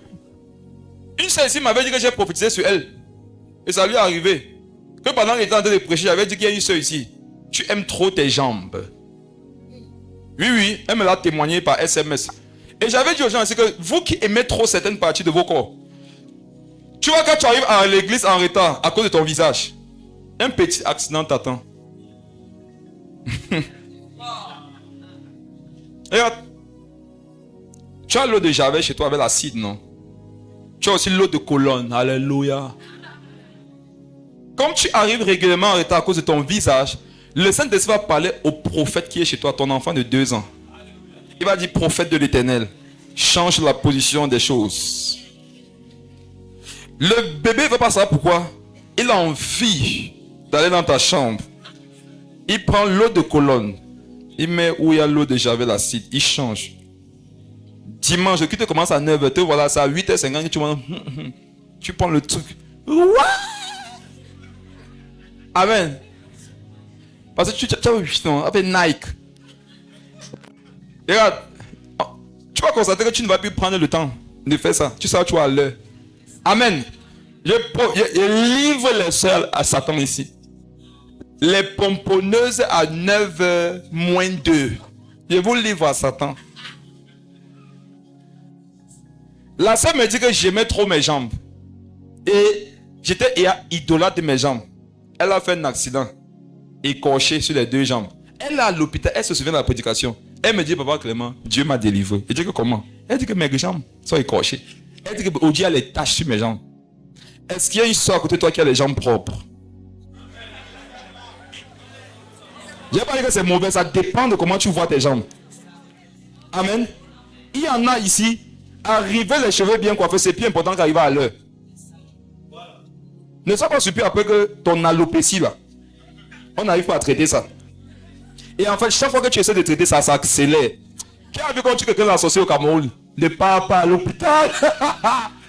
Les sorciers nous enseignent les choses. Hein? Au Cameroun, quand tu as lancé la sorcellerie, tu parles à l'hôpital, ça s'accélère. Au nom de Jésus, alopécie surnaturelle. Toutes les soeurs qui arrivent en retard ici parce que vous êtes là. Tu vas voir ça là, oui. Tu vas croire que c'est ta perruque qui est sortie. Alors que c'est ton cuir chevelu avec le peu de cheveux que tu avais. Il y a les frères, lui, quand il est à l'église, on sait sa voiture doit être toujours propre là-bas au parking. Il est 8h30. Il sent que s'il doit laver ma voiture. Je ne peux pas arriver à l'heure. Mais pour lui, c'est plus important d'arriver avec sa voiture bien lavée que d'arriver à avoir une voiture ça, mais à l'heure. Hein? Il part là-bas au garage, à la laverie. Regarde, non? Ta voiture, c'est une occasion d'Europe. Tu l'as acheté en bon état. Le moteur va couler pendant la prédication. Normalement, le moteur doit couler quand tu es en train de rouler, non? En fait, tout ce qui vit, respire et vit. Quand on va presser ta voiture, tu vas dire que waouh, Réma. Ta voiture va comprendre que, en fait, le Saint-Esprit a dit à ta voiture, donne-lui cet enseignement, coule moteur. La voiture va dire que qui suis-je, frère? Que quand on prêche, il ne fait pas ce qu'on dit, le moteur va couler. Tu vas démarrer, tu vois qu'il y a l'huile. Il y a beaucoup de malheurs qui vous sont arrivés. Hein. C'est parce que vous désobéissez à la parole. Et vous voyez les démons au lieu de voir la désobéissance. Donc ne crois jamais que parce que Dieu est miséricordieux, parce que Dieu est lent à la colère, il est riche en bonté. Ne crois pas parce que Dieu est amour. Qui veut que tu vives en faisant toujours l'amour avec les femmes que tu as pas épouser? Amen. C'est ça que tu vas vivre.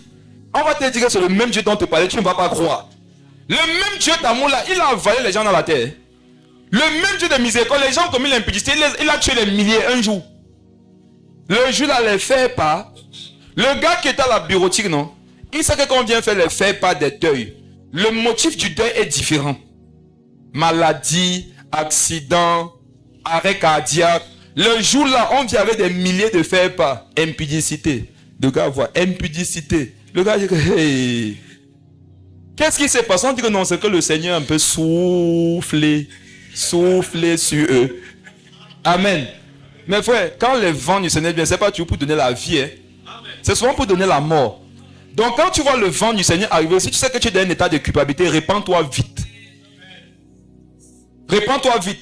Comment savoir que tu as vraiment connu la grâce de Dieu? Si tu as mal fait et que tu veux avoir une communion avec le Seigneur, l'empressement que tu auras, ce n'est pas parce que tu as médité sur la bonté de Dieu. L'empressement que tu auras, ça sera de te repentir. C'est pour ça que la Bible dit, aie donc du sel. Et fais quoi? Répands-toi. Pour se repentir, il faut avoir du sel. Il faut le faire rapidement, promptement. Regardez-moi les livrer à Satan. Le but c'est quoi? Destruction de la chair pour que l'esprit soit sauvé. Même Dieu fait ça. Il y a des personnes, vous étiez parti évangéliser une fois à soi. Vous aviez vu un homme qui a fait le mannequinat, les 2 jambes coupées. Pas un accident, non? Comme ça. Oui, on a coupé ses jambes. Et le monsieur s'est converti. Il a témoigné aux frères qu'il a été mannequin dans le monde entier. Et que s'il n'avait pas perdu ses jambes, il n'aurait jamais accepté Jésus. Vous voyez ça? Jésus a livré à Satan pour Satan a coupé ses pieds. Ah, mais Satan c'est un boucher qui travaille dans la boucherie du Seigneur. PDG c'est le Seigneur, le boucher principal c'est Satan. Quand il y a un membre de ton corps qui... Oh, il dit Satan, Lulu, Luz, boss, coupe-moi la main là. Amen. Si tu veux arriver au ciel de tous tes membres, consacre tes membres là à Dieu. Il m'a dit ça à quelqu'un ici. Si tu peux encore te masturber, ta main va caler sur ton sexe. Tu vas faire ça. Fidélité. Tu les as épousés, non? La Bible dit que l'homme ne sait pas point ce que Dieu a uni. Alors quand tu peux te lier à quelque chose, Dieu est obligé d'unir la chose. Il déclare sur le nom des gens ici qui tombent dans la masturbation.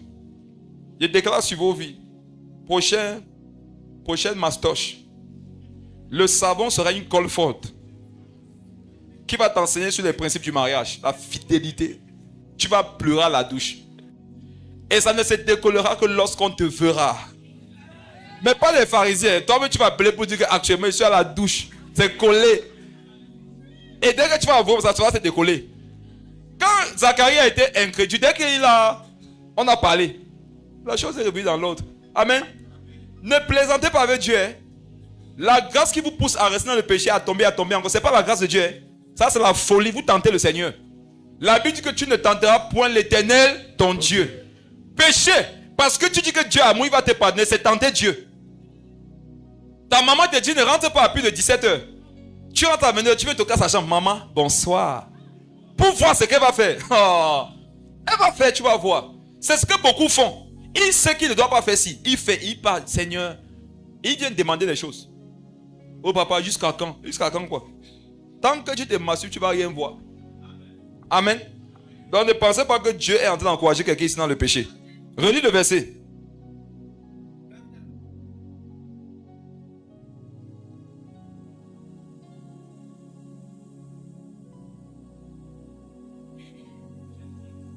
On comprend par là que quand la Bible dit qu'il ne brisera pas le roseau cassé, ce n'est pas pour dire qu'il va flatter le roseau cassé là. Amen. Ce n'est pas qu'il va cajoler le roseau cassé. Mais frère, quand le roseau est cassé, si on veut que le roseau continue de vivre, qu'est-ce qu'on fait? On le soulève, non? Est-ce que vous savez quand quelque chose a été tordu pendant longtemps, si vous soulevez ça, ça fait mal.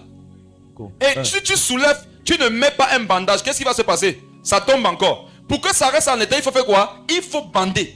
Qui a déjà une plaie ici? Levez la main. N'est-ce pas chaque fois qu'on devait changer le bandage, c'était une souffrance? Mais c'est par là que tu as reçu la guérison. Donc te guérir, en fait, hein, pour te guérir, on doit te faire du mal. Je répète, pour te guérir, nous, on doit te faire du mal. Est-ce que vous savez que Dieu est le Dieu qui blesse et qui guérit? Jesus. Qui a déjà lu le passage? Amen. Parfois, quand tu as mal fait, Dieu va venir te blesser encore. Et il va te guérir par la suite. Il est le Dieu qui blesse et qui guérit. Il donne la mort, il donne la vie. Un prophète, une fois, Dieu voulait prophétiser. Il a dit par le prophète, demande à un Israélite d'être blessé. Le prophète a dit, blesse-moi. Il a dit que non. On l'a tué. Qui a lu l'histoire? Le prophète allait vers quelqu'un, il a dit, blesse-moi. Le gars l'a blessé, il a commencé à prophétiser.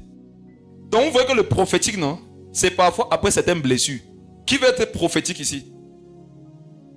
On va te blesser. Amen. Ça ne doit pas te surprendre. Que tu aies mal fait ou bien fait, on peut te blesser. Regardez, vous souvent qui avez mal fait et sur la base de ce que vous avez mal fait, on vous blesse à supporter. Hein? Supporter. C'est vous qui avez enclenché ça. Amen. Qui t'avait envoyé tomber? Pour l'église, quand tu tombes, tout le monde parle de ça. C'est un message du Seigneur. Comme tu n'aimes pas justement qu'on parle sur tes péchés, ne pêche pas. Amen. Les deux côtés sont édifiants. On ne parle pas, c'est édifiant. On parle aussi édifiant. Que des prières faites ça, on fait que parler ça. Ça doit te donner à comprendre que quand je fais mal, ça implique la vie des autres. À cause d'un mensonge de David, Uri a été tué. C'était grave. L'enfant est mort. Mais voilà où Dieu nous épate, nous tous. C'est que c'est pas la même femme qu'il a établi Salomon. Est-ce que vous savez ça? Est-ce que vous savez que Salomon là, c'est le petit frère de l'enfant qui était mort d'adultère? Salomon vient d'un foyer dont on avait arraché la femme de quelqu'un. Et vous lisez le livre des Proverbes. Vous lisez Ecclésiaste. Mais vous condamnez vos frères. Moïse est un bagarreur. Momo. Hey! Moïse a train de fuir l'Égypte. Il n'a même pas encore fini avec le problème. Il arrive au puits langage, l'autre problème. Ah! Quelqu'un a train de fuir l'Égypte parce qu'il a tué. Il arrive au puits de Jacob. Non, non, au puits. Ben, chez Laban là-bas. Moïse, il ne connaît pas les dames. Hein. C'est pas son problème. Il ne connaît pas les messieurs. On dit qu'ils étaient plusieurs. Moïse dit que, oh, elles vont puiser l'eau avant vous. Ah, Moïse, ah, Momo. Il est en train de fuir.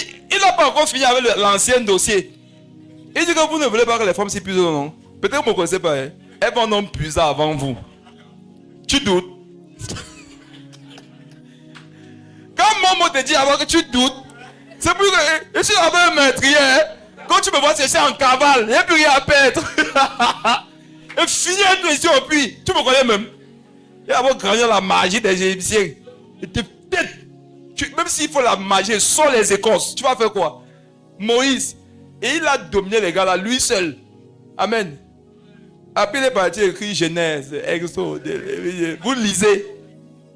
Si vous apprenez que moi, ce un peu fait mal, vous voulez me condamner. Vous n'êtes pas méchant, vous êtes quoi? Amen.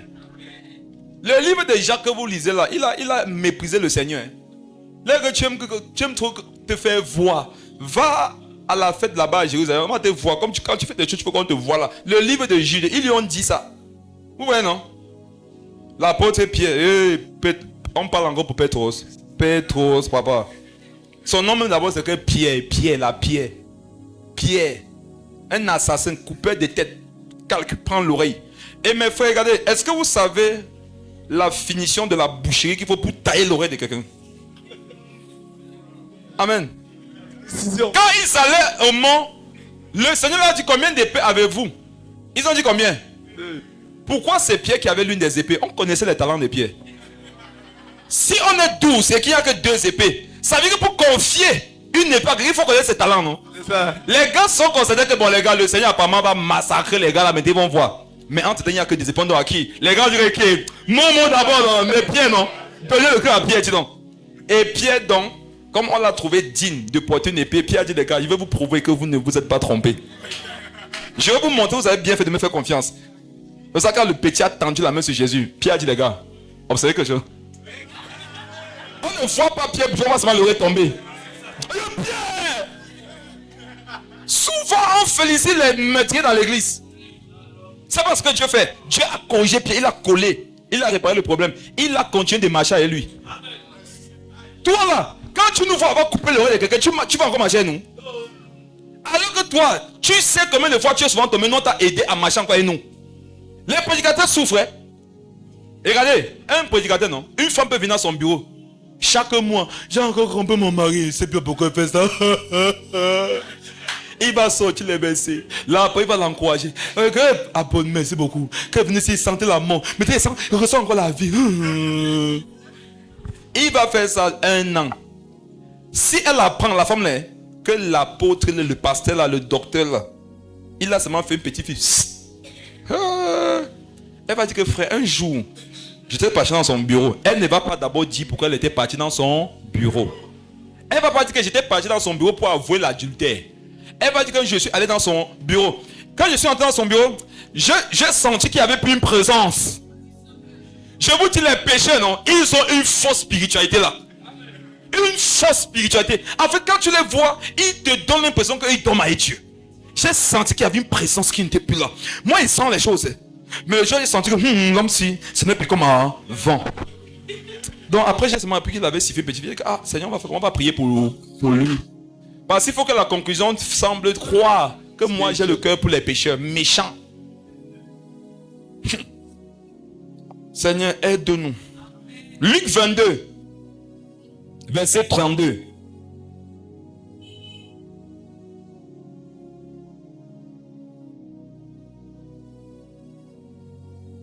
Pour faire preuve d'abord 1 Timothée 4.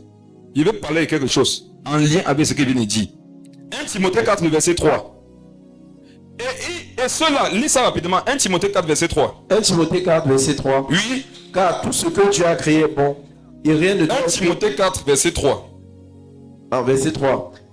Prescrivant de ne pas se marier. Lis à partir du verset 1. Pour qu'on soit dans le contexte. C'est pas ce que tout le monde connaît ce contexte. Mais l'Esprit dit expressément. Écoutez, hein. Mais l'Esprit dit expressément que oui. Dans les derniers temps, oui. Quelques-uns abandonneront la foi pour s'attacher à des esprits séducteurs et à des doctrines de démons. Donc ceux dont on parle là, non, eux-mêmes, ils ont abandonné la foi. Hein. Ça veut dire qu'un jour, ils ont eu la foi. Ils sont nés de nouveau un jour, ils ont été baptisés. Mais qu'est-ce qui s'est passé par la suite? Ils ont abandonné la foi. Et regardez les conséquences. Par l'hypocrisie de faux docteurs, portant la marque de la flétrissure dans leur propre conscience, prescrivant de ne pas se marier. Prescrivant de ne pas se marier. Mes frères et sœurs, qui sont ceux ici dans ce passage qui prescrivent les choses aux autres? Ceux qui ont abandonné la foi. Amen. Quand vous voyez quelqu'un dans l'église aimer prescrire les autres aux choses, les choses aux autres, c'est souvent le signe que lui il a abandonné la foi. On parle des gens qui ont abandonné la foi, non? Et qui se nourrissent des doctrines des démons. Qu'est-ce qu'il faut? Verset 3, relis ça. Prescrivant de ne pas se marier. Écoutez, je vais vous dire une chose de très fort ici, soyez attentifs. Qui a prêché qu'il ne fallait pas se marier avant eux? Si vous êtes sage. Jésus. Est-ce que vous savez que Jésus n'a pas encouragé le mariage? Matthieu 19.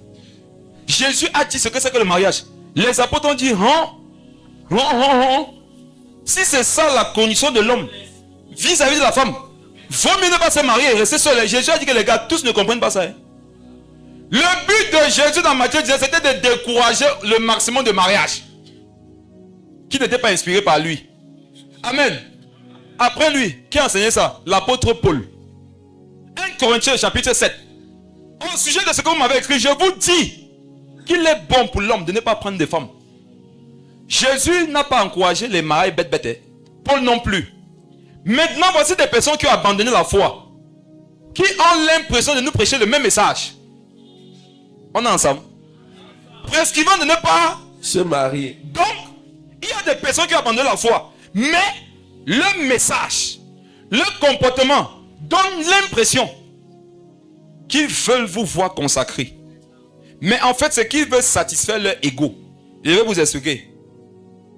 Te presser de ne pas te marier, c'est de vouloir t'imposer une dimension spirituelle. Alléluia. Il y en a, Paul disait que celui qui marie sa fille, il fait bien. Celui qui ne la marie pas, il fait mieux. Mais par rapport au même mariage, il dit que chacun fasse selon ses convictions. Parce que chacun sait comme il sent ça dans son corps. Amen. Voilà ceux qui ont la foi. Ceux qui ont la foi te disent que voici ce que la Bible dit. Maintenant, toi, dans ton intimité, Dieu va te convaincre de ce que toi tu dois faire. Mais celui qui a perdu la foi, il ne te demande pas, il te fait des prescriptions. Il prescrit. Il te prescrit souvent comme il veut que tu te répandes. Parfois tu te répands, tu dis que non. Non, c'est pas comme ça. Tu n'as pas détaillé ce que tu as fait. Quelqu'un vient, non, pour Pasteur Simplice. Il dit, frère, demande pardon. Et se tombe dans le péché sexuel. Les gens qui ont la foi vont dire, Seigneur, aide-le. On va prier pour lui, on va t'enseigner, on va te corriger. Mais ceux qui ont perdu la foi, ils vont prescrire quoi? Non, quand tu es comme ça, c'est flou. Tu crois qu'on s'amuse ici? Tu as fait comment? Ils vont te prescrire comment tu vas faire la repentance là. En fait, on sait, tu vois à l'hôtel. Où? Quel hôtel? Quand tu veux te repentir, tu te repens. Où tu vas t'asseoir? Quel hôtel? L'hôtel Djungom. Quelle chambre? Chambre 404. Vous êtes combien? Ça donne l'impression que le gars, ça donne l'impression qu'il aime Dieu, non? Qui veut la clarté alors que c'est un impudique aussi. En fait, non, lui, il aime entendre les histoires d'impudicité. Parce qu'il a perdu la foi. Elle était comment? Non, brune. Donc, ouais, pasteur, est-ce que tu dois dire ça? Il dit, c'est maintenant toi qui dis. Tu es un pécheur, tu veux m'enseigner? Ça vous rappelle quoi? Les pharisiens, non? Tu as été conscient le péché, tu veux m'enseigner? Vous avez commencé comment? Qui a fait bisous? Je vous dis qu'il y en a qui font ça. Ils te demandent des détails, donc ça t'humilie et ça... Comment ça veut dire ça? Ça pollue l'atmosphère. C'est ce que les pharisiens faisaient. Ils prennent la nudité, non? Ils viennent devant avec. Ils exposent ça à tout le monde. Demandons au prophète Bertrand, il y a les choses que quand les gens viennent nous voir, on dit, tu as dit ça à qui d'autre à part nous? Quand la personne dit à personne, dit, on t'interdit de le répéter à une troisième personne. On va essayer de gérer ça dans le secret. Vous voyez nos ventres, sinon c'est plein. Hein? Regarde ton voisin. Son dossier dans mon ventre ici. Si elle te donne ça, tu vas le tuer. Il y en a ici aujourd'hui, peut-être, quand on me les chante, non? Ils vont dire, voilà, sinon, ces cantiques me bénissent. Mon frère, il y a 4 ans, ces cantiques ne bénissaient pas. Hein? Il y avait autre chose plutôt qui sortait d'elle. Il y en avait qui le savaient, toi tu ne le savais pas. Ils l'ont supporté 4 ans, oh Dieu t'est béni. Est-ce que c'est sûr que si toi tu savais ça il y a 4 ans, tu l'aurais supporté pour qu'aujourd'hui, ces cantiques te bénissent? Dis à ton voisin que sois patient avec moi. Sois patient. Regarde, il veut changer. C'est pas comme ça que je suis. Moi, je sais que je suis pas comme ça. Moi, je sais qu'il y a une appel sur ma vie. Mes frères, ne mettez pas vos mots au feu que vous avez accompli le travail de Dieu. Hein. Mais mettez vos mots au feu que ça va aller. Amen. Vous allez y arriver. Dieu va vous aider. Amen. On va s'en sortir. Regarde. Relis le passage. Je vais vous montrer quelque chose. Prescrivant de ne pas se marier. Oui. Et de s'abstenir des aliments que Dieu a créés. Regardez. Ils vont te pousser à des abstinences. Donc, toi-même, tu n'es pas convaincu que tu dois abandonner des choses. Lui te dit abandonne ça. Mais frère, c'est le jour où vous commencez à faire en sorte que les gens se consacrent à Dieu à cause de vous, vous fabriquez des hypocrites. Amen. Dieu même dit voici la vie, voici la mort. Je te conseille, choisis la vie, après pas. Nous là, on va pas bien faire plus que Dieu. On te parle, mais on te montre le bien, le mal, le pour, le contre. À toi de faire le bon choix. Mais les gens qui ont perdu la foi, ils veulent contrôler vos vies. Moi j'ai entendu des choses qui ne sont pas dans les églises, que mais nous on est doux ici. On est doux. Il y a des femmes pour avoir les rapports sexuels avec leur mari, elles demandent à leur pasteur. Je vous dis. Parce que un jour elle est venue dans le bureau du pasteur, le pasteur a une vision, non? Il faut d'abord qu'il te frère. Comment savoir que c'est un faux prophète? Il faut d'abord qu'il te frère son visage. Donc, les faux prophètes, c'est comme si souvent quand ils veulent prophétiser, le soleil s'approche de leurs yeux.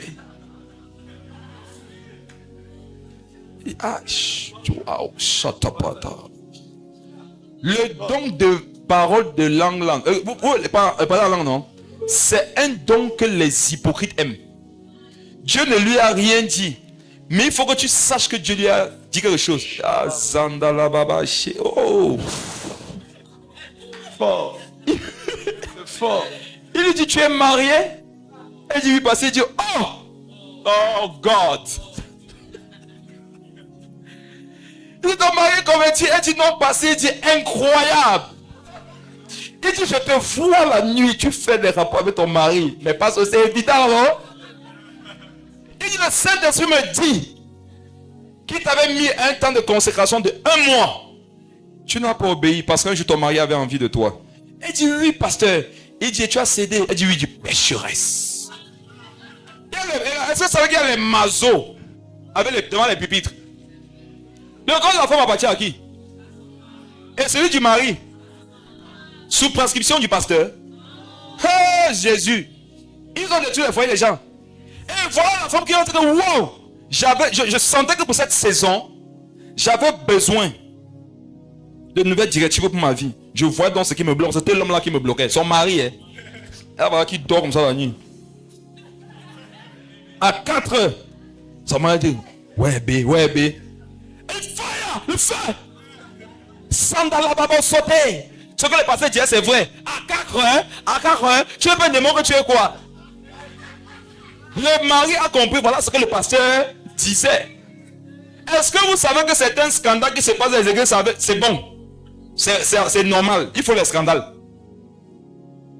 Un homme est venu ici un jour. Pendant le culte ici à la MSA à Yaoundé ici, il était là-bas dehors. J'ai vu le protocole aller là-bas et lui calmer les choses. Après, on me dit qu'il venait chercher sa femme. Il dit que sa femme, on dit que lui, il dit qu'elle est où? On me l'a amené. Il dit que pourquoi ton mari vient te chercher ici? Elle dit que le matin m'interdit de sortir de la maison. Il dit que tu es venu. Elle dit que c'est la dernière fois. J'ai commencé à appeler Saint-Esprit, parle-moi de cette dame.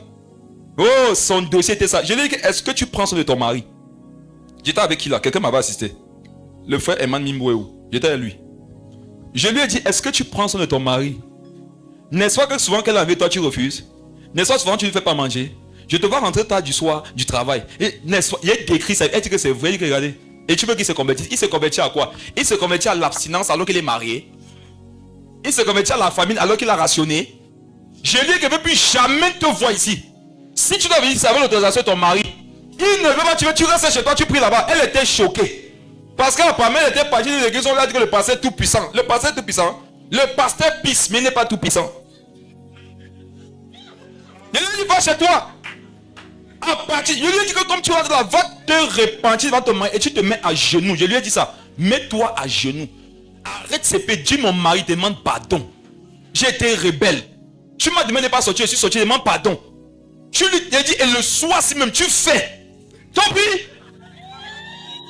Pourquoi je sentais, je lui ai dit, tu ne fais pas sortir quelque chose. Ils sont là quand ils ne sont pas mariés, ils sont en train de combattre, oh, ça boule, mais dis c'est marié. Oh, tous ceux qui sont mariés, ceux qui ne le font pas. Le mois s'y fait. Personne ne sait comment tu fais quand tu n'étais pas marié. Tu voulais tout faire. Maintenant tu t'es marié, tu ne le fais pas, tu vas faire. Mes frères et sœurs, la dame là ne manque plus les cultes de semaine. Son mari permet qu'elle vienne ici. Amen. Tous les cultes de semaine, elle est ici. Elle est assise là-bas. Elle est heureuse. Son foyer va bien. Vous voulez prescrire des choses, hein? Prescrivez-le des choses dans la foi. Ne prescrivez pas des choses ayant perdu la foi. Parce qu'on n'est pas manger certaines choses. Il y a des gens, c'est le pasteur qui leur dit ce qu'il doit manger. C'est le pasteur qui dit combien est-ce que l'alimentation doit coûter dans son foyer. Alors qu'elle est mariée. Vous n'êtes pas maudite, que vous êtes quoi? Et vous voulez que vos maris se convertissent. Les maris païens ne se convertissent pas aux prières, aux parler en langue, aux prédications. Là. La Bible dans 1 Pierre 3. 1 Pierre 3 nous a dit par quel moyen ils se convertissent. Sans parole. Mais pas la fille. Je vais vous dire quelque chose de très brutal sur 1 Pierre 3. 1 Pierre 3 dit que si quelques-uns n'obéissent pas à la parole, qu'ils soient gagnés sans parole par le comportement de la femme. Qu'est-ce qu'on comprend par là? Ce que la parole n'arrive pas à faire dans la vie d'un homme, le comportement de sa femme peut le faire. Amen. Le comportement d'une femme dans son mariage est plus important que la parole de Dieu. Redis encore. Vis ce qu'on appelle être une femme. Regarde, tu vas voir comme un jour quand vous sentez dormir, il va déshabiller à Jésus. Quand tu vas toucher sa cheville, il va dire hey, Jésus. Il sait que tu crains Dieu. Tu vas le toucher un peu la main. Il va me dire dans la base. Et toi, tu vas parler alors. Mon mari est né de nouveau. Où sont ces femmes chrétiennes qui vont chatouiller le mari pour qui vont parler en langue? Et tu dis à la fin du rapport que tu as parlé en langue. Maintenant, comment est-ce qu'on va refuser le baptême à quelqu'un qui a reçu le Saint-Esprit comme nous? Il y a une conversion qui doit se passer dans le lit conjugal. On vous a prêché le contraire, on a détruit vos foyers. Gagne ton mari sans parole. Et je vous assure, toute femme qui veut amener son mari quelque part va l'amener. Bon, ça fait que j'ai pris depuis. Regarde, cherche une autre technique, voir. Il y a un truc que tu dois faire, que tu ne fais pas. Il y a un truc que tu ne fais pas, que tu dois faire. Amen. Il demande que vous ne mangez pas certaines choses. C'est pas à lui de décider. Son rôle, c'est de t'enseigner, non? À la fin de l'enseignement, c'est toi qui décides. Si ou pas, tu vas manger, si tu ne vas pas manger. Lis la suite.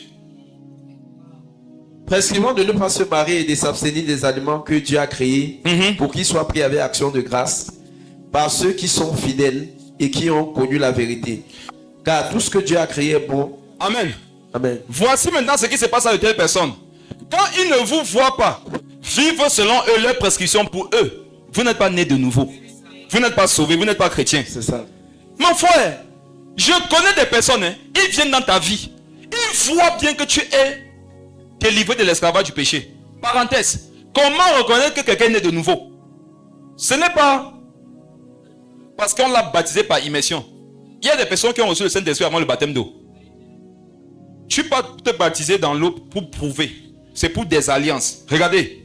Ce n'est pas parce que tu parles en langue. Mon fils Paul a parlé en langue, il avait 2 ans. Il n'est pas né de nouveau. L'Esprit de Dieu a jeté sur mon fils Paul à 2 ans. Il avait surpris devant. Il parlait en langue. Le vrai parlait en langue. Il y a les manifestations qui peuvent se passer, mais ça ne prouve pas l'appartenance au royaume. Mes frères, qu'est-ce qui prouve que quelqu'un est né de nouveau? Acte 10, verset 38. Il est délivré de l'esclavage du péché. Il est délivré de l'empire du diable. Si tu sais qu'avant, non, tu étais dans la pornographie, aujourd'hui tu ne l'es plus, tu es né de nouveau. Tu sortais avec le mari de quelqu'un. Tu as entendu parler de Jésus, tu as arrêté ça, tu es né de nouveau. C'est le fruit de la nouvelle naissance. Vous comprenez? Mais il y en a, non? Vous êtes né de nouveau, mais vous ne devez pas manger certains aliments. On a encore cité quoi? Ne pas se marier. Vous ne devez pas se marier. J'ai vu ça dans certaines églises. Le pasteur, une soeur est dans l'église, non? Elle vient lui dire qu'il y a un frère d'une autre église qui m'aborde. Et le pasteur voit que si elle se marie, elle va quitter l'église. Il dit, je suis en train de voir une vision. La vision qu'il voit là, non? C'est la vision d'un membre qui va partir là mal. Il dit, waouh, c'est un piège. Satan veut te donner la consécration. J'entends dans mon oreille droite eunuque. Mon oreille gauche divorce. Là, je suis en train de demander au Saint-Esprit qu'est-ce qui se passe. Et quand il maintenant, merde. Et l'oreille gauche, c'est pour dire que si tu te maries, tu vas divorcer. L'oreille droite, c'est pour te dire que tu es un eunuque. Ah. Quand on dit que prescrivant ne veut pas se marier, c'est parce que dans ton mariage, il ne voit pas ses intérêts. Il reste chez lui, non? Quand tu es célibataire, il te pilote à toute heure. Va faire ceci pour moi. Va faire ceci pour moi. Oh, si tu te maries, tu auras maintenant un chef qui ne sera plus lui. Il ne veut pas. Il va dire que ma fille ne te marie pas, ce n'est pas le moment. C'est juste qu'il ne veut pas enlever ses tentacules sur ta vie. Mes filles, mes soeurs, si ça ne dépend de moi, vous vous mariez toute cette année. Si vous vous mariez, ça veut dire qu'il y a un nouvel arrivage d'autres célibataires qui arrivent. L'arrivage, ça a trop duré. Et quand ça dure, ça se périme. Ça doit aller vite. Vous pensez, quand tu crois que ta vie dépend de quelqu'un, tu es maudit. Prescrivez les choses de la foi. Ne prescrivez pas ce que vous voulez. Et s'il y avait quelqu'un ici qui avait perdu la paix, parce qu'un soi-disant oint, tu avais de l'impression que toi, Dieu ne te connaît pas. Si tu sais que tu as donné ta vie à Jésus un jour, tu as abandonné le péché, tu as été baptisé par immersion, aujourd'hui tu fais tous tes efforts pour marcher à Dieu, tu es sauvé. Tu es sauvé. Tu ne dis pas amen. Amen. Mais tu dis toujours. Je dis que tu es sauvé. Amen. La preuve que tu es sauvé, c'est que tu es là, ici à l'église. Et tu cherches Dieu. Quand tu as mal fait, tu as mal. C'est parce que tu es sauvé. Tu es perdu, tu fais mal. Qu'est-ce qui te dérange? La douleur que tu ressens quand tu as mal fait là, c'est parce que Dieu te connaît. Ce que tu ressens, c'est que le Saint-Esprit qui est à l'intérieur de toi est attristé. Or, quand le Saint-Esprit est à l'intérieur de quelqu'un, ça veut dire que tu lui appartiens. Maintenant, veille, prie, consacre-toi à Dieu. Amen. Afin que l'enlèvement ne te trouve pas dans les mauvaises conditions. Soyez libres des prescriptions de ceux qui ont perdu la foi. Parce que ceux qui vous prescrivent là, non? Eux-mêmes, ils sont pas dedans. Ils sont des pharisiens. Ils louent des fardeaux pesants. Ils les déposent sur vos épaules. En fait, ils prennent des commandements, non? Ils te disent, vis comme ça. Alors que lui, il ne vit pas comme ça. Au passage, il faut jeûner 7 jours à sec. Lui-même, il n'a jamais jeûné 7 jours à sec. Tu n'as jamais jeûné 7 jours à sec. Tu prescris aux gens. Tu es méchant. Et certains font jeûner les possédés. Il n'est pas puissant. Il n'est pas oint. Il n'arrive pas à chasser le démon. Il demande aux possédés de jeûner. Or, quand tu es possédé, tu jeûnes. Tu fortifies le démon. Hein? J'ai dit à un possédé ici, papa, mange, bois. Amen. Nous allons jeûner. On va chasser ton démon. Et tu vas jeûner après. Amen. Amen. Il veut vous imposer ce qui pour eux est la vérité. Vous devez être vous-même convaincus. Acte 17, verset 11. Vous devez vous-même examiner. Lorsqu'on prêche et affirmer que ça vraiment c'est la parole de Dieu. Jésus n'a jamais imposé sa parole. Il prêchait sa parole et c'est chacun qui disait que cette parole, c'est la parole de Dieu. Il enseigne des choses excellentes. Jamais un homme n'a parlé comme lui. C'était pas Jésus qui leur avait dit que allez dire que jamais personne n'a parlé comme moi. Il a parlé eux-mêmes. Ils ont eu cette conclusion. Finissons rapidement avec quelque chose.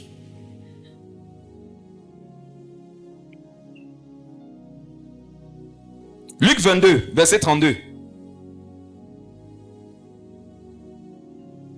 Il y a une sœur ici.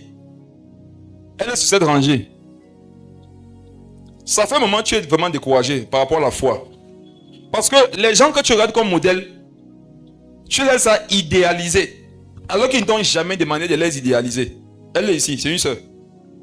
Donc, tu imites mal la foi.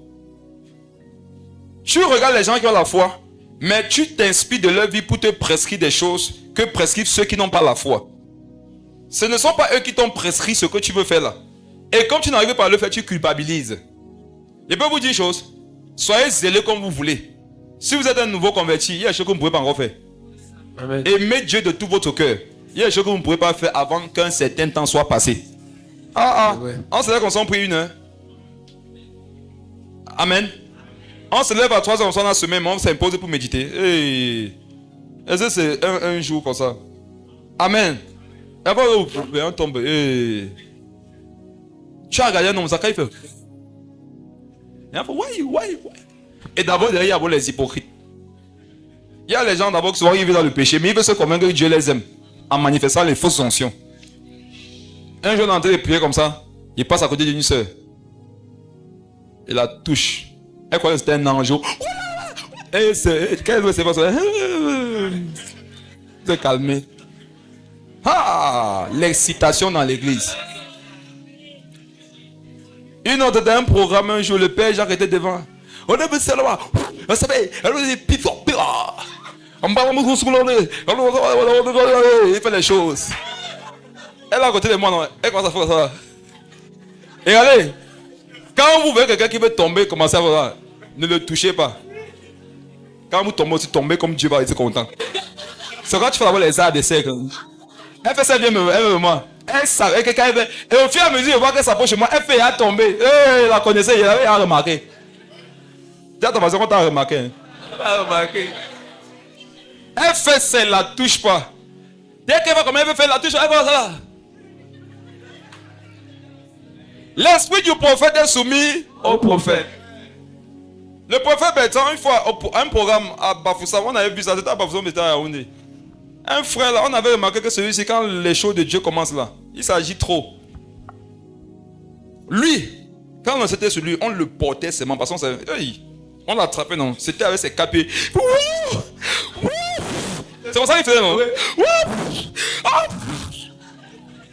Un frère là, remarqué, ça l'énervait. Regardez, quand vous voyez les gens manifester soi-disant non, ça vous énerve, alors que vous n'êtes pas contre ces choses, sachez que c'est Dieu qui vous parle. Ça veut dire que toi-même tu aimes la manifestation de l'esprit de Dieu, tu vois, mais les gens font juste ça t'énerve. Alors que tu n'as rien contre, c'est Dieu qui te parle que non, c'est pas moi. Un jour encore, quand le moment arrive, on va enclencher les bonnes choses. Il commence à faire. Un frère est venu dire à l'oreille que calme-toi. Le gars fait. Et il a confirmé ce jour que l'esprit du prophète est soumis au prophète. Tu peux te calmer. J'ai vu une soeur un jour qui avait giflé une autre avec son pied. Donc Dieu fait le kung fu. Je vous dis ce que j'ai vu. On porte la serre, fait ses pieds, ça, bam, bam, il a mis sur ça. Là, ça dit que je suis venu au programme. Il y a les gens, hein. Après de venir au programme, vous avez dit Seigneur Jésus, je veux un toucher particulier. Dieu a dit que ne t'inquiète pas. Il va te toucher. Une seule va te toucher. Elle a un toucher à la joue, non? Elle ne peut pas oublier le programme là. Il y a les gens, quand vous les voyez, éloignez-vous d'eux. Laissez-les. Une autre qu'on connaissait, elle fait ça expressément. Quand ça commençait à rester comme ça là, elle descend. Il dit comme la planche. Tu la connais, non? Tu vois, non? Tu vois, non? Tu vois, non? Tu vois, non? Elle va, non? Parce que non, il va. Et vous aussi, quand vous avez les manques affectifs, dites. On se comprend? Dites. Les frères du protocole, voilà. Ils mangent bien. Cela, ils sentent bon. Dès que le pasteur dit je sens une onction de consolation, et que le protocole. Il pensait que tu me vois pas pleurer. Elle essaie de tomber à côté de lui pour que le frère la prenne. Eh frère, une soeur tombe, tu la laisses tomber. On n'arrête pas. Un frère n'arrête pas une soeur. Amen. Amen. Le protocole, frère, vous arrêtez les frères. Les païens hommes. Il n'y a pas de soeur protocole. Elle se salit, c'est son problème. Elle tombe là-haut pourquoi? Amen. Et tu tombes, mais tes péchés ne tombent pas. Tu tombes, après tu te relèves avec le mauvais, tu ouvres faux comportement. Mystère. Qu'est-ce qui te fait tomber? Mystère. La vraie onction ne fait pas tomber le corps, ça fait tomber les mauvaises habitudes. Amen. Ça fait tomber les mauvais caractères. Ça fait tomber le péché.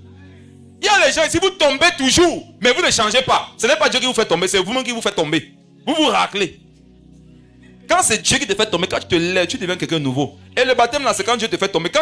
Le baptême, c'est que Dieu te racle dans l'eau. Non, quand tu sors, nouvelle créature. Quand tu sors, tu es les anciens modèles de comportement. Luc 22, concluons avec ça. Verset 32. Luc 22, 32. Mais j'ai prié pour toi afin que ta foi ne défaille point. Et toi, quand tu seras converti, affermis tes frères. J'aime trop ce verset. Relis ça fort. Mais j'ai prié pour toi afin que ta foi ne défaille point. Et toi, quand tu seras converti, affermis tes frères. Relis ça une dernière fois. Mais j'ai prié pour toi afin que ta foi ne défaille point. Et toi, quand tu seras converti, affermis tes frères. Lis le verset qui précède, le verset 31. Verset 31. Le Seigneur dit, Simon, Simon, Satan vous a réclamé pour vous cribler comme le froment. Simon, Simon, c'est à toi que m'adresse. Satan vous a réclamé pour vous cribler comme le froment. Satan vous a réclamé, mais je te parle à toi seul. Pourquoi? Parce que l'état des autres dépend de toi. Tu vois, toi qui es assis sur la chaise, non? L'état de cette église, ça dépend de toi. Une bêtise que tu commets peut détruire tout le corps de Christ. Mais une bonne action que tu poses aussi peut gagner toute l'église. Mais j'ai prié pour toi. Il y a des personnes, non? Quand Dieu les voit en danger, il prie pour une personne. Amen. Le Seigneur peut voir 50 personnes en danger et il prie pour une seule personne. L'intercession, ce n'est pas de prier pour le maximum de personnes. L'intercession, c'est de prier pour les personnes pour lesquelles le Saint-Esprit voudrait que tu intercèdes. Parfois, tu as 20 personnes sur ta liste pour prier. Dieu en a 3. Pourquoi? Parce que la vie des 17 autres dépend des 3 en question. J'ai prié pour toi afin que ta foi ne défaille point. Et toi, quand tu seras affermi, converti, quand tu seras converti, affermi des frères.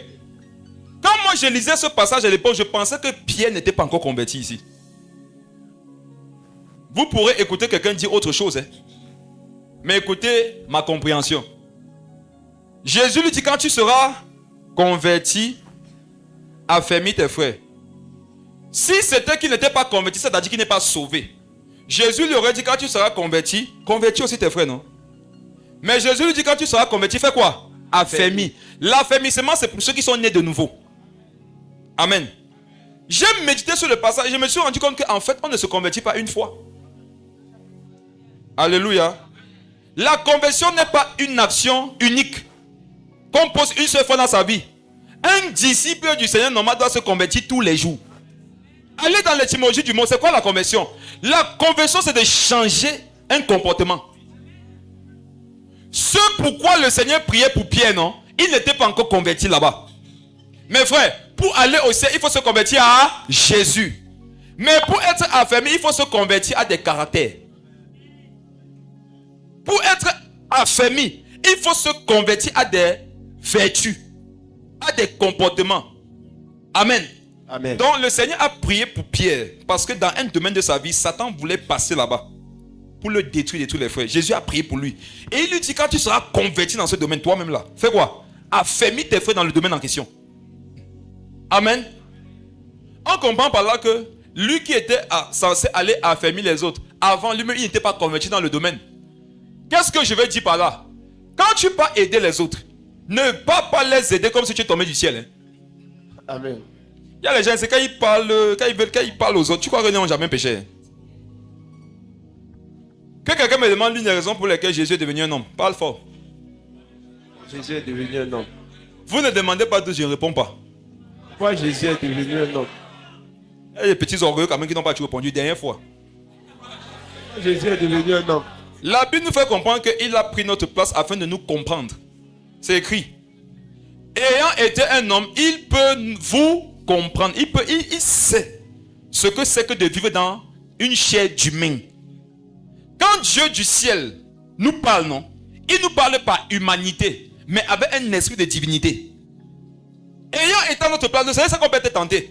Donc quand Jésus vient te parler, il ne te parle pas comme quelqu'un qui ne sait pas que tu ne peux pas être tenté. Il sait que tu peux être tenté. Alors il te parle comme on parle à quelqu'un qui peut être tenté. Il y a les gens qui te parlent, tu te dis que le gars, si, il est même souvent tenté.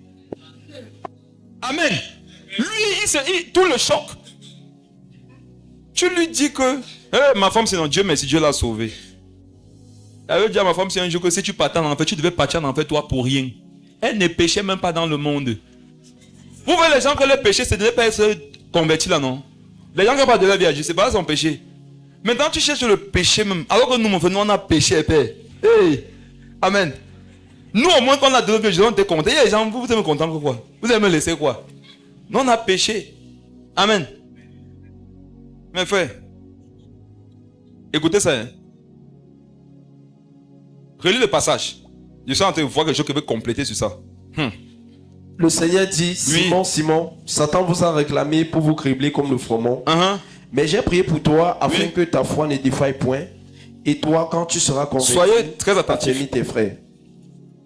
Pour aller t'affermir, je dois me rappeler que moi, je ne suis pas tombé du ciel.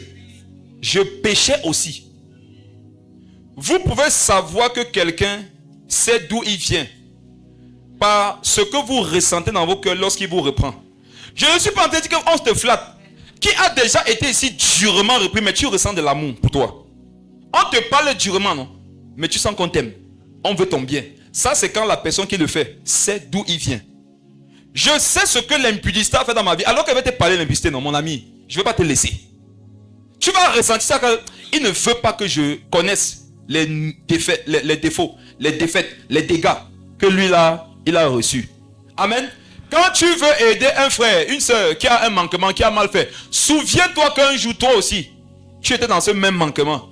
Et fais pour lui ou fais pour elle ce que Jésus a fait pour toi. Maintenant, Jésus dit, j'ai prié afin que ta foi ne défaille pas. Écoutez bien. Quand est-ce que ta foi va défaillir? C'est ça? Clarisse, c'est où? Quand est-ce que ta foi va défaillir dans un domaine? C'est quand tu vas être un pharisien dans le dit domaine. En fait, quand tu fais dans un domaine comme si toi tu es parfait depuis l'éternité passée, tu vas tomber. Et le Seigneur dit, Pierre, j'ai prié pour toi pour que non, tu sois conscient que toi là, tu n'es pas aussi encore arrivé. Parce que si vous avez remarqué le caractère de Pierre, c'est un gars de l'épée. Si le Seigneur ne priait pas pour Pierre, si tu péchais à l'église de Jérusalem, Pierre devait finir toi. Vous n'avez pas remarqué que les gens qui lui mentaient tombaient, ils mouraient à l'église. Amen. Tu m'as rappelé que tu vas savoir que tu as menti. Il ne joue pas. Il a laissé l'épée de Machus, mais il a pris notre épée. Et il dit, Ananias, c'est tout là-bas. Donc tu méprises l'huile qui est sur ma vie, Ananias. Et là, on va porter ton corps maintenant. Comme il a parlé là, Ananias tombe d'abord, il meurt. Saphira vient, Pierre ne lui dit pas que regarde, prends exemple, ton mari mourrait pas. Il dit que de même. Hey, Pierre. Regarde, je suis convaincu que Pierre était non. Si le culte commençait à 9h, on arrivait à 6h. Parce que Pierre peut dire comme ça que vous arrivez en retard. Tu vois, on commence à mourir d'abord. Amen. Le Seigneur a vu que le petit ici, je dois prier pour lui, pour qu'il sache affermir les autres. Il doit se convertir à la sagesse de l'affermissement. Si je ne prie pas pour lui, il ne va pas affermir les autres. Il va finir avec eux. Si Jésus a prié pour que Pierre affermisse les autres, ça veut dire que s'il ne priait pas pour lui, il devait faire quoi? Il devait les désaffermir. Amen. Il y en a, si vous avez besoin de prier pour que Dieu vous aide à affermir les autres, parce que vous avez remarqué que vous ne savez pas affermir, vous savez détruire. Vous connaissez condamner, mais vous ne savez pas justifier. Quand tu as remarqué ça, prie. Tu sais te rappeler des iniquités des gens, mais tu ne sais pas pardonner. Tu as besoin d'être converti. Tu sais pourquoi? Parce que la vie de beaucoup dépend de toi. Il a dit, j'ai prié pour toi, afin que ta foi ne défaille pas. Mais quand tu seras converti, affermis tes frères. Mes frères, je vous dis ça, comme chacun de nous est là, la vie des autres dépend de ta vie. Ne te prends pas au mépris, ne te méprise pas, ne te minimise pas. La vie de quelqu'un ici dépend de toi. La vie de tout le corps dépend de toi. Tu peux faire un scandale qui fait 2 camps. Amen. Tu peux prendre une position qui fait 2 camps, ça crée le désordre. C'est toi qui as besoin d'être converti, de changer, et tu vas affermir les autres. Amen. Amen.